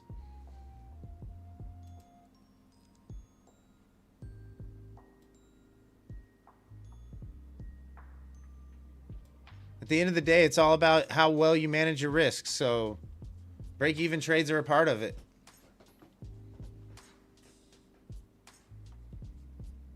I just need 50 funded accounts and copy trade them all and make $100 each day.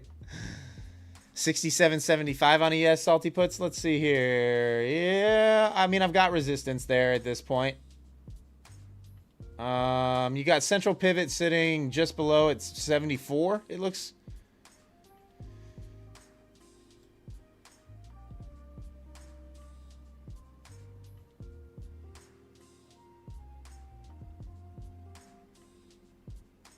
So I guess it could get a little choppy.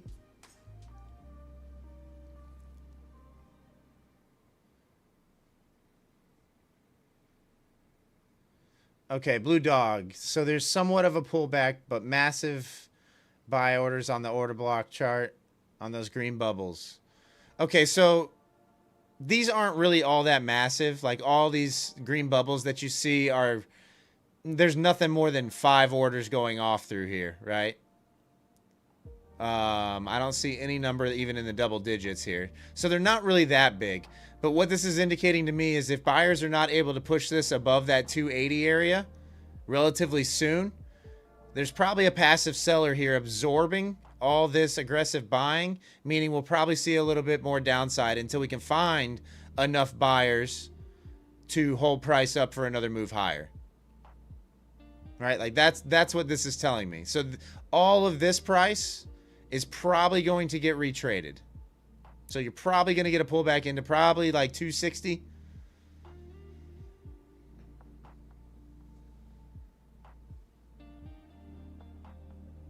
Yeah, there's nothing here. There's just more aggressive buyers than there is aggressive sellers right now. That's all that's telling me.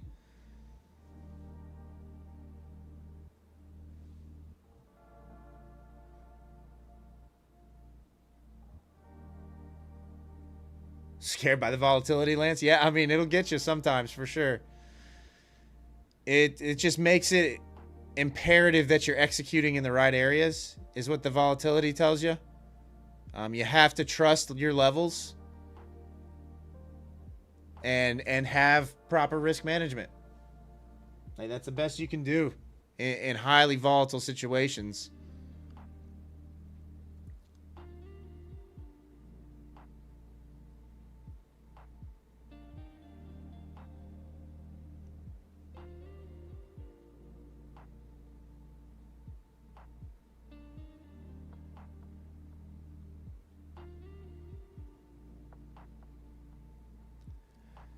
Yeah, Blue Dog. So what we're talking about is what you want to see on this push is you want to see a surge up through 280 is what that's telling you. If it can't get above this highest aggressive seller here, we are in for a little bit of downside.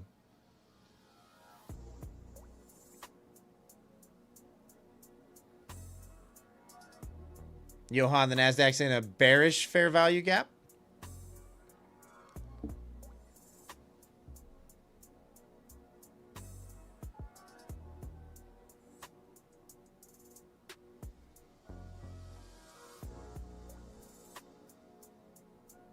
On what time frame?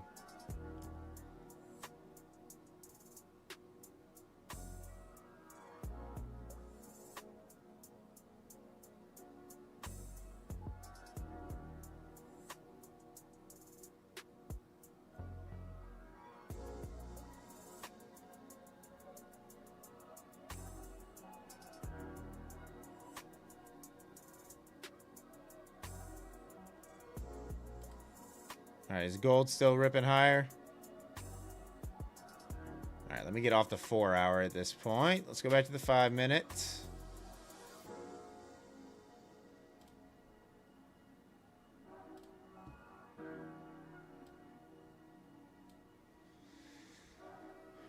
Well, I mean, that was a good long.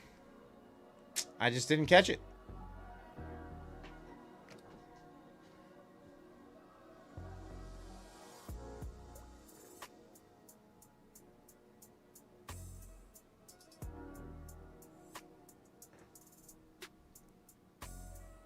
What's up, Dishawan? How are ya? What's up, Palm?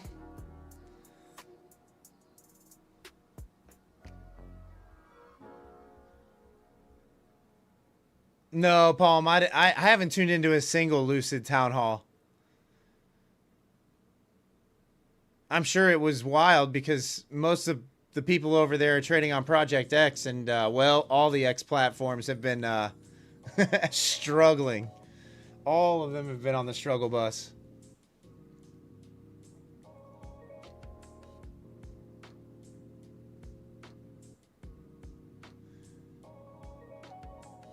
Oh, nice, Sith. Nice. I'm glad I could help. I will be the first to say I have no idea what I'm doing on gold. So it's pure technical analysis. Quick technical analysis at that.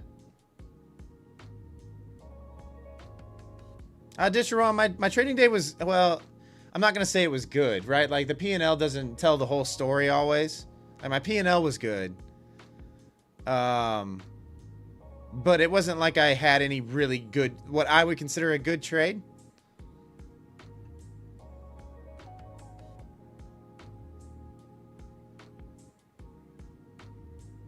I made good money, but it wasn't like it was super good trading. I didn't have a single trade that was over $500.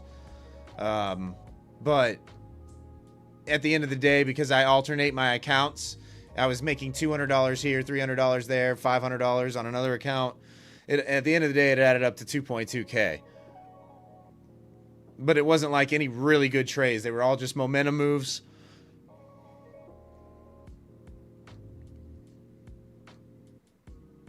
It's wild. Project X pulled something like you'd expect to see out of Apex. I know. I know. I know Project X is having issues right now.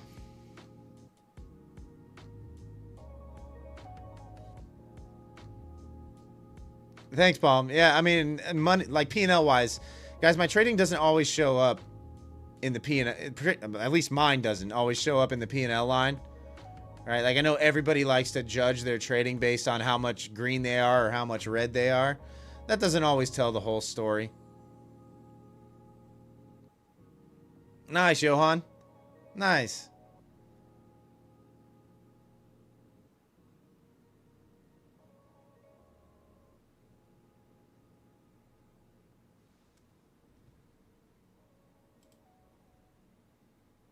Yeah, this is looking like, I mean, we might go try to retrade these highs.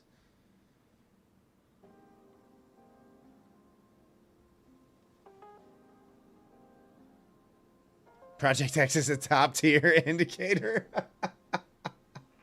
Demonte. You guys remember when Top Step initially went to X and it was like they had the tilt indicator? You guys remember that thing? And it was basically just a smaller sample size RSI.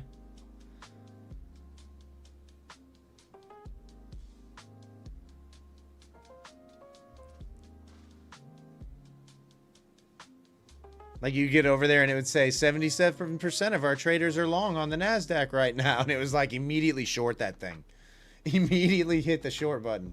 Just fade the tilt indicator.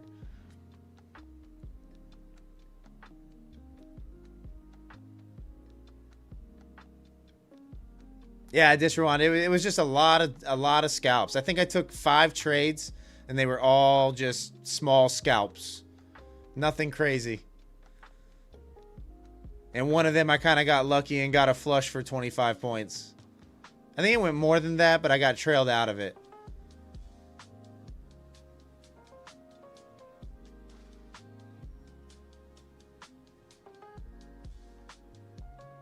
Let's see, we got a block that just popped up here at 25,300 on the NAS. Let's see how big this order is. I mean, it's only 65. That's not really a lot. What's up, Michael? How are you? What do we got? We got about 150 people in here. Guys, if you haven't hit that thumbs up button yet, hit that thumbs up for me. I think a lot of people got wrecked today, guys. We are about 100 viewers shy of what we normally have, views-wise. I think a lot of people got wrecked today. I can kind of always get a good gauge by how many people are in the streams, right? Can always kind of get a good gauge.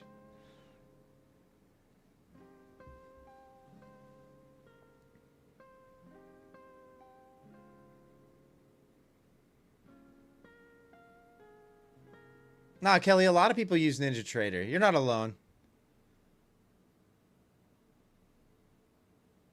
Oh, Michael, you're right there with me.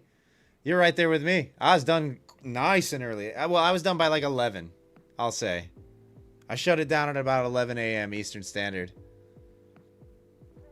Yeah, Lance, I wasn't around. I wasn't around for the, was it Netflix earnings that caused that? Is that what it was? Right at the close?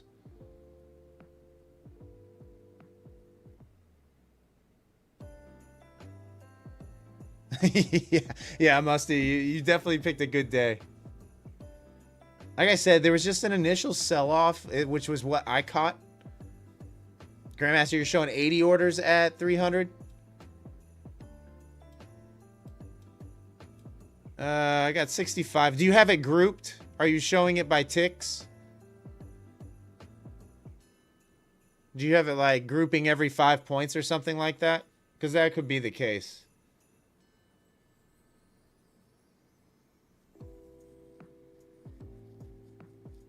Watch what Beyond does above 5. What's up, Hoover?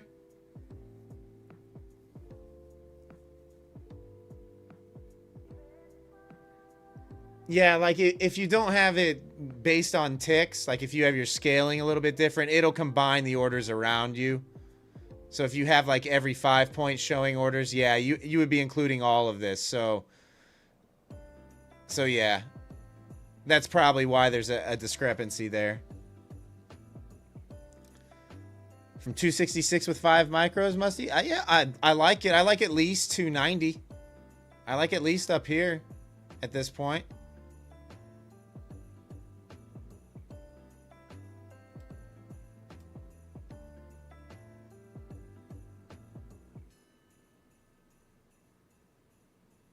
Tommy, you just changed your candles to orange and black?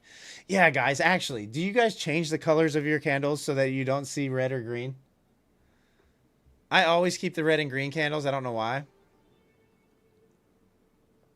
Oh, Musty, nothing wrong with that. With the volatility that we've seen and all-time high trading, I don't blame you for sizing down at all.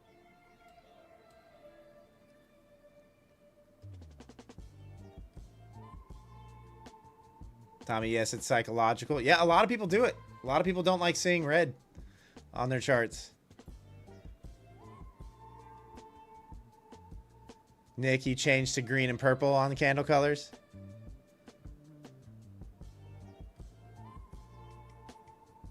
Kelly used blue and purple for years. Yeah, even my friend Goose, Banana Bread Trades, he does like bright pink and green, I think. I can't remember the exact colors that he has, but he's got something a little bit different. My editor Mason, he does like red and black, I think.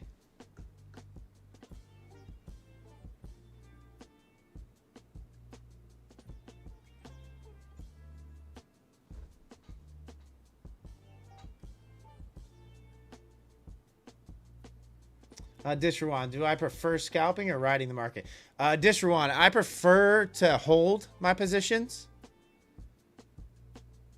I definitely am not the greatest of scalpers at picking out, 5 or 10 point moves. I'm much better executing from higher time frame support and resistance. And I like to hold level to level. So I prefer to hold my trades for 50 plus points. But I haven't been able to do that recently. Occasionally I'll catch one, but I haven't been able to get a lot of those lately.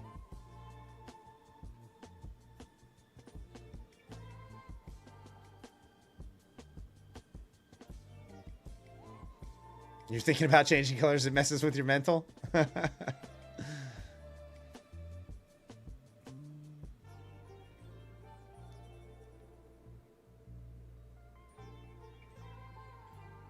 You can see a gnat on the screen, Tommy.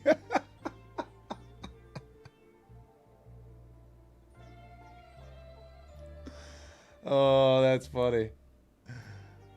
Yeah, Eric, I know. We're coming into that area where it's going to probably go sideways for a little bit.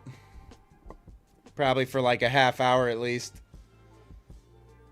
Nice little ride up there, though, from like 220. If you caught that move. If you're profitable on red and green, imagine what the other colors could do. I don't know. It's just what I'm used to. I've been trading on red and green candles for like 4.5 years. Really longer than that if you include my like practice days. Chris Gold's fading. I mean, it's pulling back a little bit. I wouldn't say it's fading just yet. I would say below 110. Then you can start thinking about it.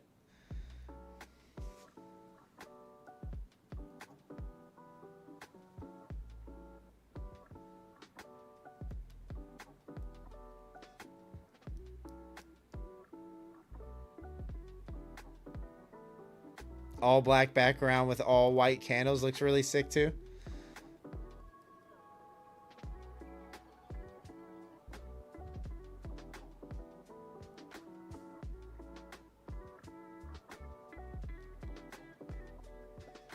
"30-second scalps," Chris said. Oh man, I wish I was that kind of trader. I'm just not. I have to wait for price to come to my areas.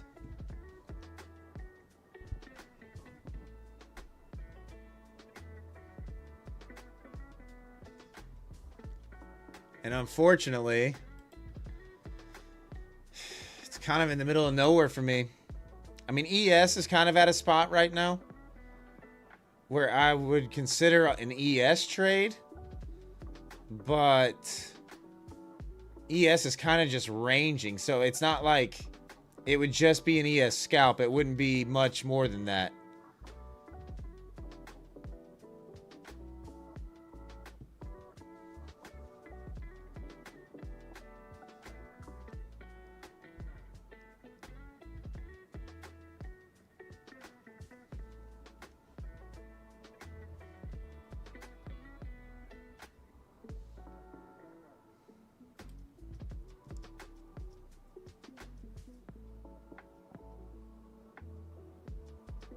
Yeah, been a light night tonight, guys. Viewership wise, I just looked at the views. Really, like, I have a feeling a lot of people got wrecked today. They want nothing to do with the markets tonight.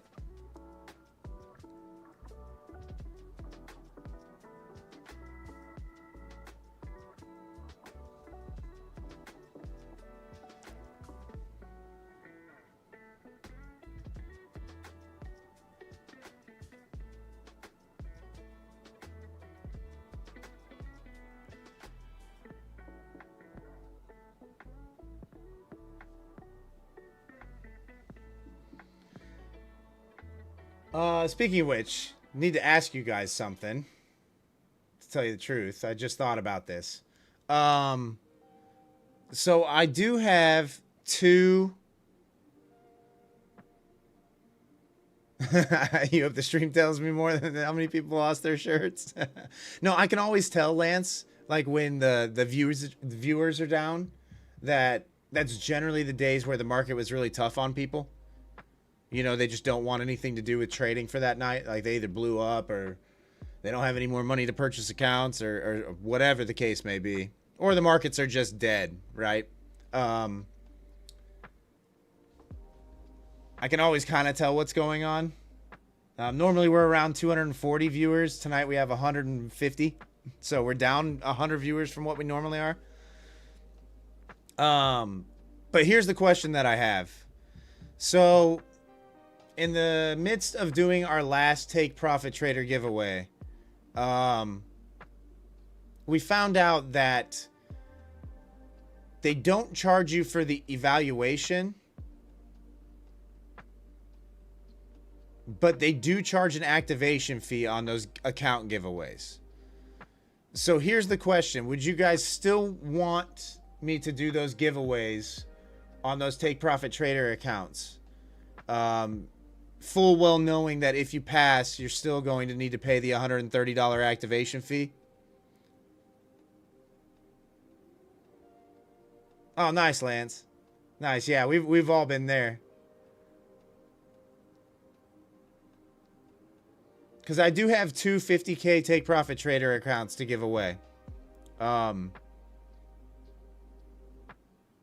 I wanted your guys' opinion on this. Because here's the thing. With Take Profit Trader, if you use code WES on a 50K account, the evaluation cost is just over $100 after the discount. And then you have no activation fee, right? So it's technically cheaper to go through the evaluation and pass it and get the funded account than it is to get the free account currently and have to pay the activation fee, which doesn't make any sense to me either. I don't know why it is that way. We argued with them on the last one that we did because they said it was a free account giveaway and it ended up having to pay an activation fee on it, or the person did. We talked to them, we argued with them, and we ended up getting that account where they didn't have to pay the activation fee, but they said that they aren't going to do it again. So the evaluation is still free, right? But you end up paying more if you do pass the evaluation than you would if you were to just purchase an evaluation and go through it that way. So I want your guys' opinion on that. Let me know what you guys think, because I do have two accounts to give away right now. But I wanted to get your guys' opinion on that and be honest and open out in front of it before I did the giveaway.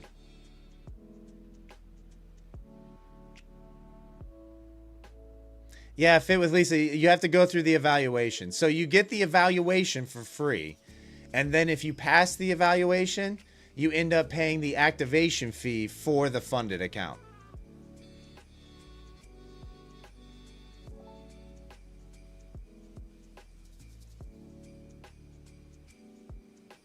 Because I know me, right? And if I was in that spot, I would just go through the test and pay $30 less myself, because I know I can pass the things with a high frequency. But I know that some of you still struggle in those evaluations, right? And is it worth it for you to do it that way, right? Because you still get a free shot at an evaluation. It's just if you do happen to pass it, you're going to end up paying more than you would have if you were to just purchase an evaluation, right?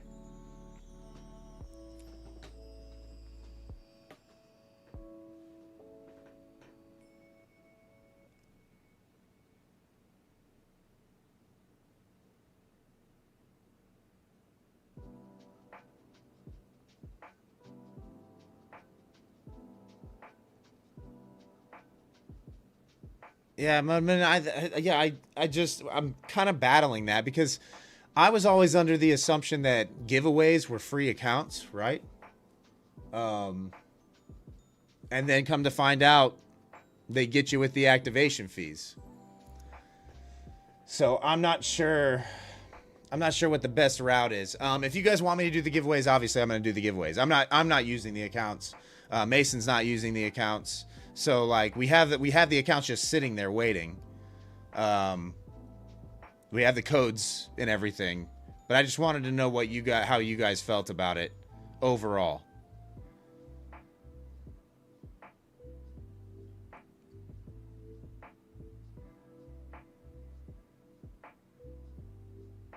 And just so you know, Lucid accounts are not that way.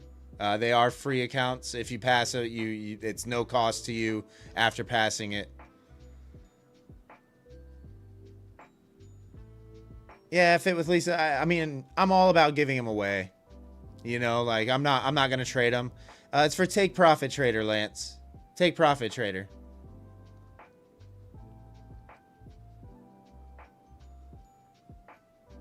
Jimmy, you'll donate so someone else can buy one.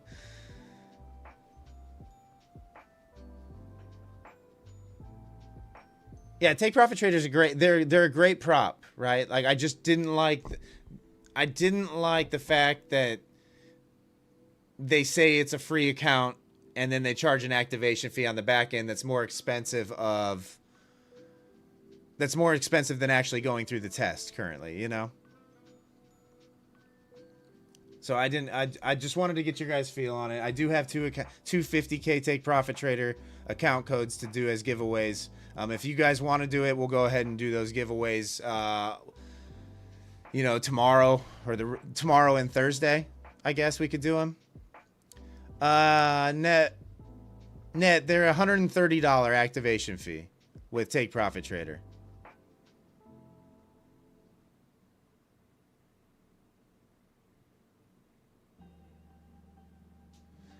Yeah, Hoover. I mean, if you're struggling to pass the evals, obviously a free eval is going to be great, and you won't mind paying that on the back end. But if you consistently pass evals and get to funded, it doesn't make a whole lot of sense to pay the $130 activation fee when their current promotion is 40% off, which brings their 50K account down to just over $100 with no activation fee. So it's actually cheaper if you can consistently pass the evaluations to do it, like just pay the $100 or whatever for the evaluation, pass the eval, and you're done, right?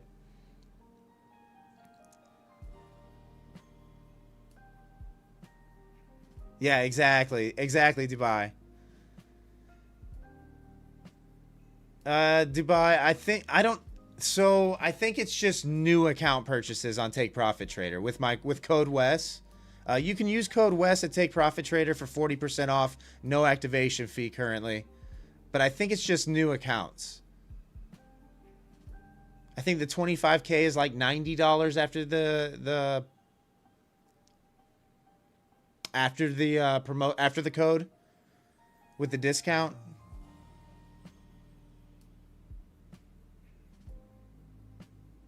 Yeah, Casual, I know they've been running the same promotion forever. It's been 40% off, no activation fee for a long time. Skull Cruncher short and gold with you. No, I'm not short and gold. It's looking like a boost. This thing's looking like it's going higher. I'm not gonna short gold.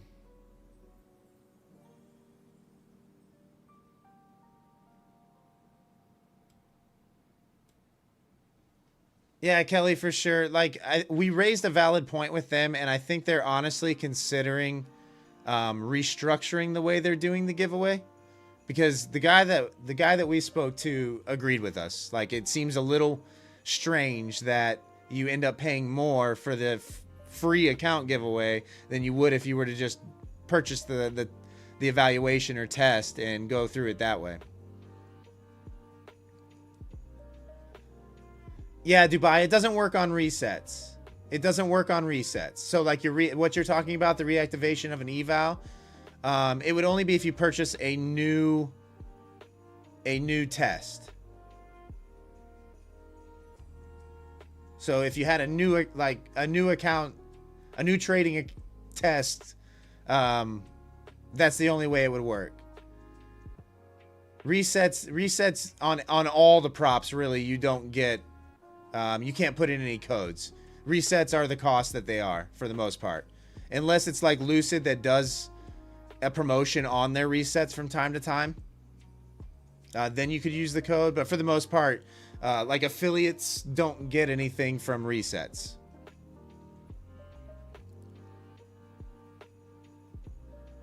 Patrick, the free account is giveaways and evaluation account. Yes. Any free account giveaways that we do are going to be evaluations. They generally don't give away direct to fundeds unless they're doing it themselves.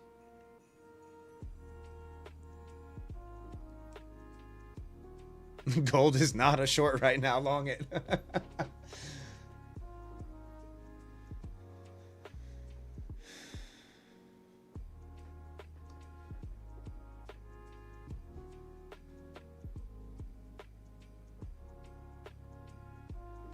Yeah, Hoover. I mean, I would always preface any giveaway I do with the rules of the giveaway. I was under the assumption that it was a free account, and I was wrong.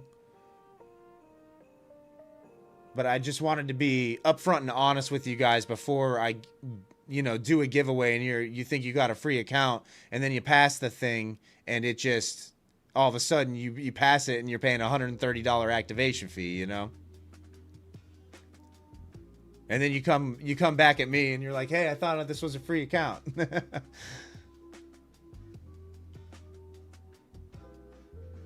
Yeah, Patrick. A lot of the props don't have, like, it's honestly cheaper sometimes to go ahead and not reset your failed accounts and just purchase a new one in some cases. You'll just have to check what the price difference is. Sometimes it's cheaper to just get a brand new test rather than purchasing a new reset on your current evals. But you'll just have to see what the difference in cost is. Trade flows. No giveaways tonight. I wanted to talk to the community about the giveaways that we have to do.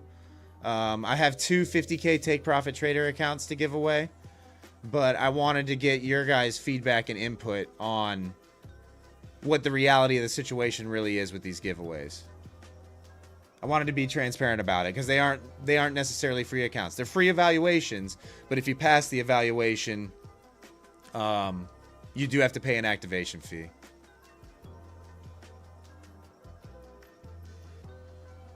Yeah, Lance, it wasn't that long ago.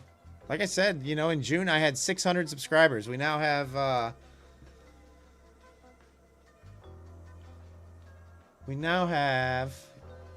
let's see, we got 4,375 subscribers currently.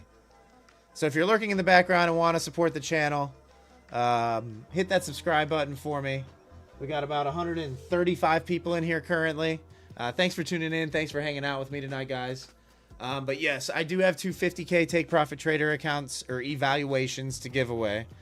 I guess we will go ahead and do them tomorrow night and Thursday night. We'll give one away tomorrow night, one away on Thursday night. And I'll give them to you guys, but just know that you will have to pay an activation fee if you win the account.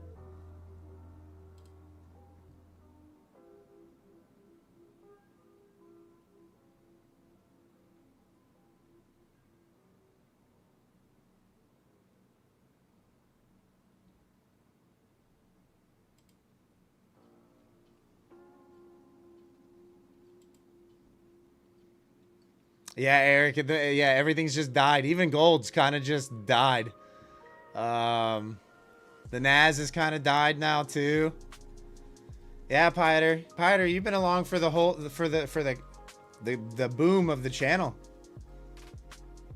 It's been an unreal ride, guys. Like like I said, it's because you guys tune in each and every night. You hit the thumbs up button, you chat away.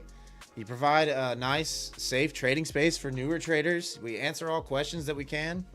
I would put you guys up against anybody, any traders community, without a doubt. I think I truly have the best trading community out there.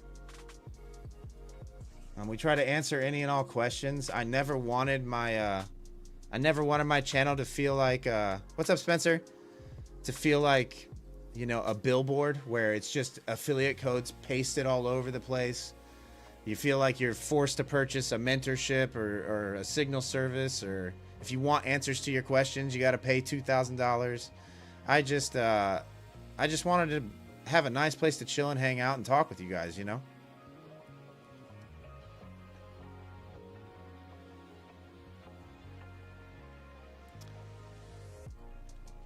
Oh, nice, Dubai. You got your first 3 fundeds getting ready? Nice. For those of you that are in the vertical stream, by the way, there are 2 live streams going on my channel. There's one that has the word mobile in the title, and then there's the other one that does not have that word in the title. The one that does not have the word mobile is the horizontal stream. It's a little bit better viewing experience, and that's where everybody's hanging out at if you want to click on the other live stream on my channel right now.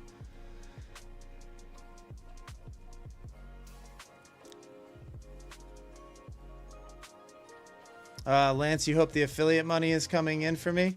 I mean, it's not what you think it is, Lance. It's not what you think it is. Not for me, at least. But that's largely my fault. You know, my stream's not a giant billboard, and I don't really talk about my codes a whole lot. You know, I definitely tune into other streamers and they're mentioning their codes every 5 minutes, but I don't want you guys to feel like, I want you to be able to support whoever you want to support, you know, even if it's not me. I would hope that you guys support the smaller streamers and not the multimillionaires, you know, the really big guys. You know, use the codes of the small streamers that you like. But I never wanted you guys to, yeah, your affiliate money ain't PW status. No, it's definitely not. It's definitely not.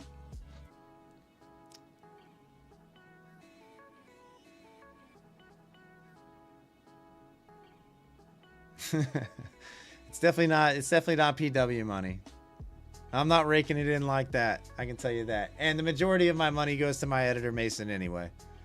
Like, I don't really make much off the YouTube channel. Oh, Lance, why is there 2 separate streams? The vertical format actually gets pushed out to more new people because it's people flipping through the shorts feed. For reference, Lance, the last live stream that we did, the shorts feed live stream, the vertical format, got over 5,000 views, whereas the horizontal format got 1.3K. You know, and picked up probably double the amount of subscribers off the shorts feed than we did off the horizontal. So that's why you do it, just to reach a wider audience, channel growth. If you don't see a Lambo in the background in a month. Well, hey, even if I had a bunch of money, guys, I wouldn't buy a Lambo. I'm not a car guy. I know a lot of you are, but I'm not a car guy. I'm just not.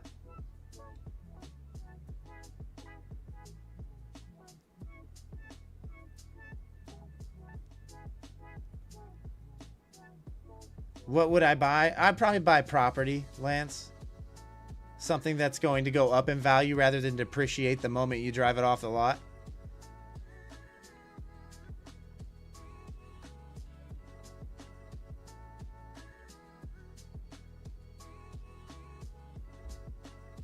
I'd invest.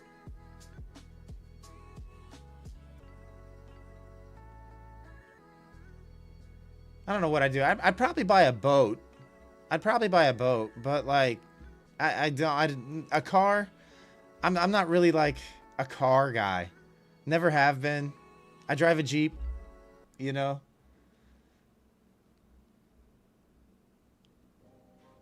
Yeah, watches are a good investment. Dubai for sure.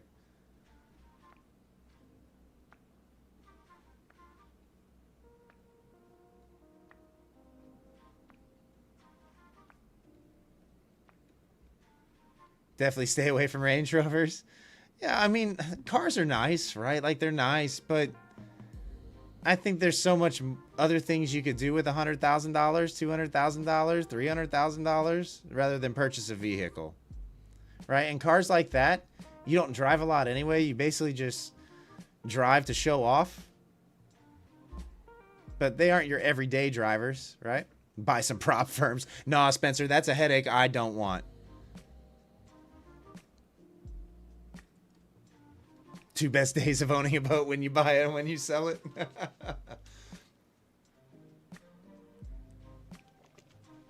No, but I would say I'd probably buy land is what I would buy. I would probably try to find some good land and buy up land. Buy some 4-wheelers. You know, some off-road vehicles. Eric, I would buy a friend or two. I'm sure a lot of people in the trading world feel that same way. I would buy a friend or two. Yeah, B. Supercars are expensive to maintain, for sure. I don't know. That's just not my thing. That's not my thing. I'm very modest. I would almost feel ridiculous. It would be fun to test drive and drive around for fun, but purchasing like a Lambo or a Ferrari or something like that just isn't, that's not my thing. I'd feel ridiculous riding around in it. I've never been really like flashy or showy. Never been one that's been like, hey, look at me, you know?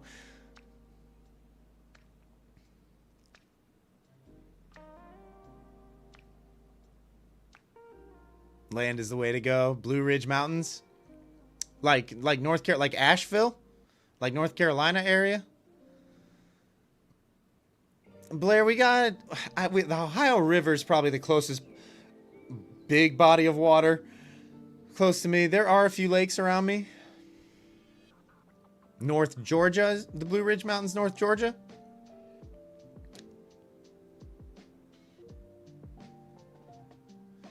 Yeah, Jeff, that's actually not a bad idea.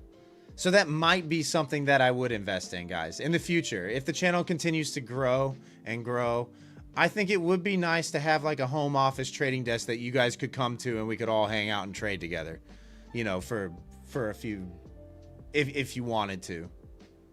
That would be something that I would be willing to invest in, right? Trading's lonely. If we could have an office space somewhere where we could meet up, you know, from time to time, that would be ideal. Disharon, the two big dips, Trump and Netflix earnings. Those are the two big dips that you see.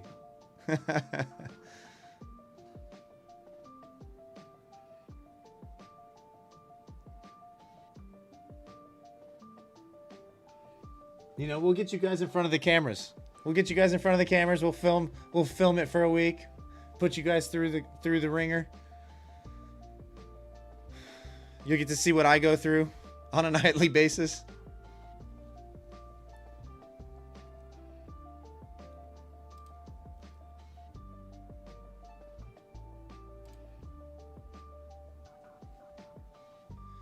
Yeah, Hoover, the only problem with a trading office, right?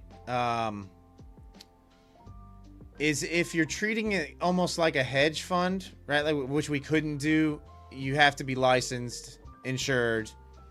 You know, you have to get your brokerage license.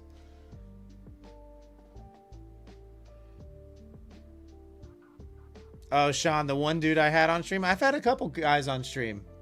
Are you talking about Goose, Banana Bread Trades, or are you talking about Nims? Are you talking about the British Nims, the British guy? Talking about Nimkins? Nims, yeah. Yeah, Nims is... he's a character. He's funny. Yeah, Nims is my brother. Everybody wants Nims. He won't be back around until... I want to say January sometime. He's really busy with school. He went back to school. The guy's retired. The guy's a retired high fashion photographer. Like, has done lots of photography. Reached the pinnacle of photography. Retired, and then decides, hey, I want a data sciences degree. At like 37 years old. Goes back to school.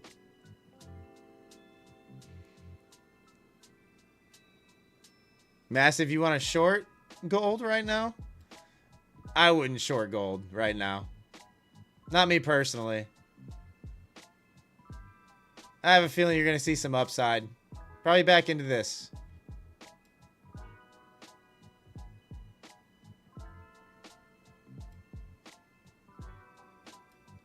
Yeah, probably right back into here.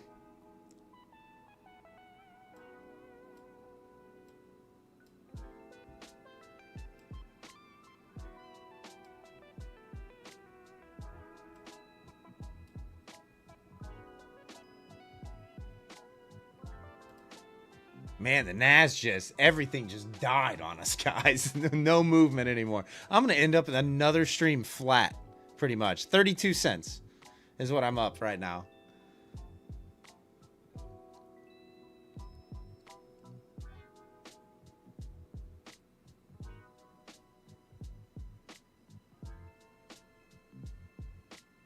Later, Doug. Enjoy your evening, brother. I'm probably not far behind you. The markets just kind of came to a screeching halt. It's 11 p.m. Eastern Standard my time. Yeah, we'll wrap it up there. I'm ending the night flat. Thanks for hanging out with me tonight, guys. We will do a 50K Take Profit Trader account giveaway tomorrow night. I'll give you guys a rundown when I go live tomorrow night. Thanks for hanging out with me, guys. I appreciate it. For those of you that are new, welcome to the community. If you feel like joining a free trading Discord where you don't feel the need to purchase a bunch of stuff, it's called Level Up. Link in the description down below the video. Feel free to join there. Really good traders in there. Good luck the rest of the way tonight, guys. It's looking like it might be a little muted overnight. All-time highs on NAS are about 120 points higher. ES is kind of sitting right at 67.75, so I'm not expecting a big move until London. Good luck the rest of the way. I'll be back live tomorrow night at 8:30 p.m. Eastern Standard. I will see you all then. Peace.